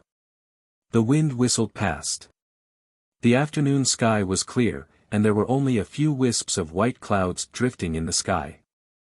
This was the northernmost part of Tsang province, so there were few people here. Little Seventh Yen flew freely, so not many people could see them. Therefore, he was overjoyed. Xiao Mu was sitting in Crown Prince Mo's arms while holding a map provided by the Tsangzhou guard. She pointed at a place and said, "If we go from here, we'll probably have to fly for 4 to 5 days before we can return to that small town from where we first entered the Divine Province. Let's go directly to South City." Mo Yen rubbed her chin against her furry little head. "If I'm not wrong, Hu Dequan should be waiting for us there." Hu Dequan was the old man's capable eunuch Hu. Half a month ago, he left without saying goodbye and left on the back of a dragon. He must have scared everyone out of their wits. But at that time, how could he be in the mood to talk nonsense with Hu Dequan, Fang Su, and the others? His heart was no longer in Southern City. When Arbor thought of the soul-leaving talisman, he couldn't help but frown. The first thing he did after returning to his main body would probably be a laughingstock. It was because she had suspiciously put away all the talismans that she had tossed into her inner world after drawing them and even sealed them in a box with a binding talisman that the little fellow felt that it was necessary to do this. Otherwise, who knew when these talismans would suddenly jump out at her and attack her without any explanation. Chapter 24:37. Miss Qiao turned her little head and snuggled into his body. "You left without saying goodbye, it must have made things difficult for them." Prince Mo declined to comment. What was there to make things difficult for those people? Wasn't it just that father sent them to bring him back to the capital? They didn't seem to respect him and his wife. Otherwise, there wouldn't have been such a vexing matter with the palace maids. Mo Yen had told the little girl about that matter yesterday. including the ghost encirclement in the southern city residence, the white light that appeared in her body and the ghost spirits were shattered. He told the little fellow everything. Miss Chiao expressed that it was quite thrilling. When she wasn't in this body, so many things had happened, it was really thrilling. But when he told her, the little thing's expression was obviously that of a curious person listening to the story. Wasn't this a little too careless? Mo Lien couldn't help but laugh, lifting his hand to caress her little face. He whispered softly in her ear, "Jojo, you're not allowed to go anywhere now, you're not allowed to leave my side again, all right?" Arbor saw that his expression was still a little tired, and couldn't help but feel a little heartache. He had been running here and there in fear these days. Obediently nodding her head, the little girl raised her hand to stroke his chin. "We'll go wherever you say." Mo Lien was in a good mood, lowering his head to kiss her forehead. In the next 3 to 4 days of hurrying, they chose to travel through the mountains and rivers. They didn't meet with any danger, everything went smoothly. On the evening of the 4th day, the two had already reached the vicinity of the southern city. They kept Little Seven, changed to a less eye-catching spirit stallion, and very quietly returned to the southern city. Prince Mo brought the little fellow to the residence that they had stayed in previously. Indeed, Hu Dequan was really waiting for them in that residence. Seeing the crown prince walk in with a little girl, Hu Dequan initially thought that his eyes were playing tricks on him. But when he saw clearly who it was, he immediately rushed forward, crying out loud, as if he had seen his own ancestor. Wasn't he seeing his ancestor? Hu Dequan was already badly battered by His Highness the Crown Prince. He had already decided to wait another 3 days. If there was still no sign of the Crown Prince, he would follow Fong Su back to the capital to report first. Although the Emperor of the Divine Land had been informed of the news that the Crown Prince had left alone dozens of days ago, he was still anxious and wanted to find this capricious prince. Look at His Highness. He had already arrived at the Divine Land, but who knew what was wrong with him? Without even saying a word, he directly threw away the pot and left alone on a golden dragon. This group of people was left behind with dumbfounded expressions and staring at each other. During this period of waiting, it could be said that everyone was extremely anxious and anxious. Your Highness. Hu Dequan wiped his tears and said, Your Highness has finally returned. You didn't see the Crown Prince Consort? Crown Prince Mo grumpily retorted. Needless to say, when Hu Dequan was agitated, he only saw his Crown Prince. He really didn't see clearly who the Crown Prince brought back. Hearing the Crown Prince's words, Hu Dequan shuddered and looked at Arbor in shock. Crown Princess. The Crown Princess had disappeared together with His Highness the Crown Prince that day. The last time he saw her, the Crown Prince flew into a rage because a few palace maids had treated the Crown Princess poorly. Unexpectedly, when they met again, the Crown Princess, who had always been bedridden, could actually run and jump. She looked very healthy. Chapter 2438. Could it be that the Crown Prince had left without saying goodbye that day because he had brought the Crown Princess to ask for medicine? A thought flashed through Eunuch Hu's mind, but he didn't dare to dwell on it. He hurriedly knelt down and bowed respectfully to the Crown Princess. This old servant, Hu Dequan, greets the Crown Princess. Regardless of whether the Emperor acknowledged her as his daughter-in-law, the Crown Prince's attitude and stance showed that he was very protective of his food. If anyone dared to disrespect the Crown Princess in the slightest, beating them to death would be a light punishment.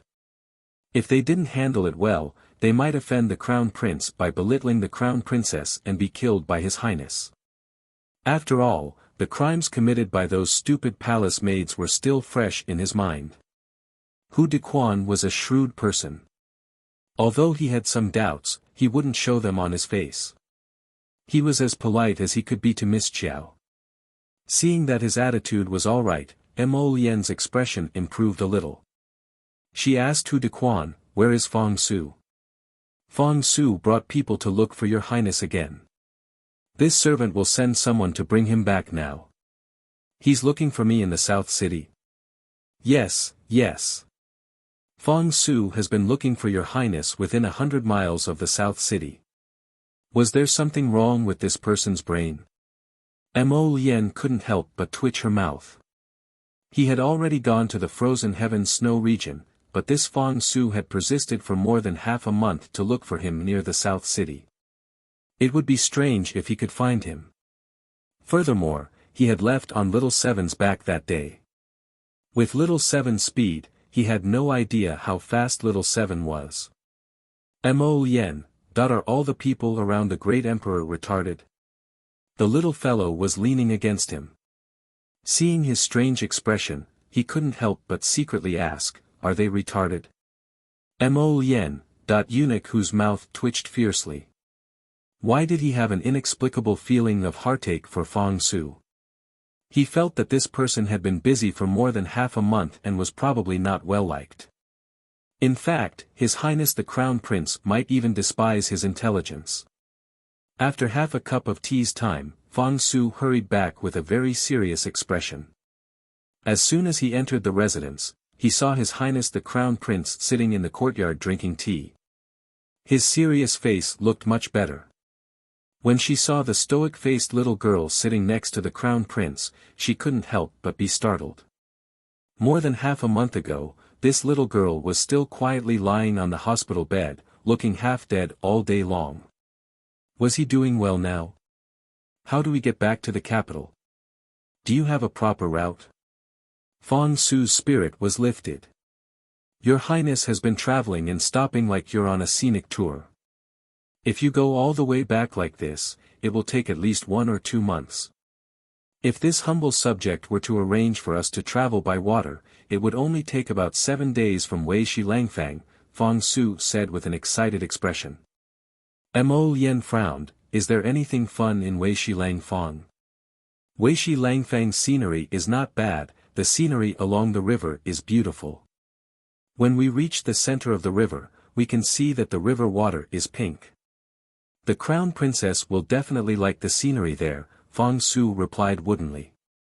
For some reason, Fong Su inexplicably felt that as long as this Crown Princess agreed to take Weishi Langfang's waterway to Dragon Flame City, the Crown Prince would definitely not object. Therefore, Fong Su himself didn't know why, but he very consciously introduced the Crown Princess to the specialty snacks and cultural scenery of Weishi Langfang. Somehow, he felt that there was something wrong with his style as the commander of the forest guards. Eunuch whose mouth twitched, and he had already covered his face and hid to the side.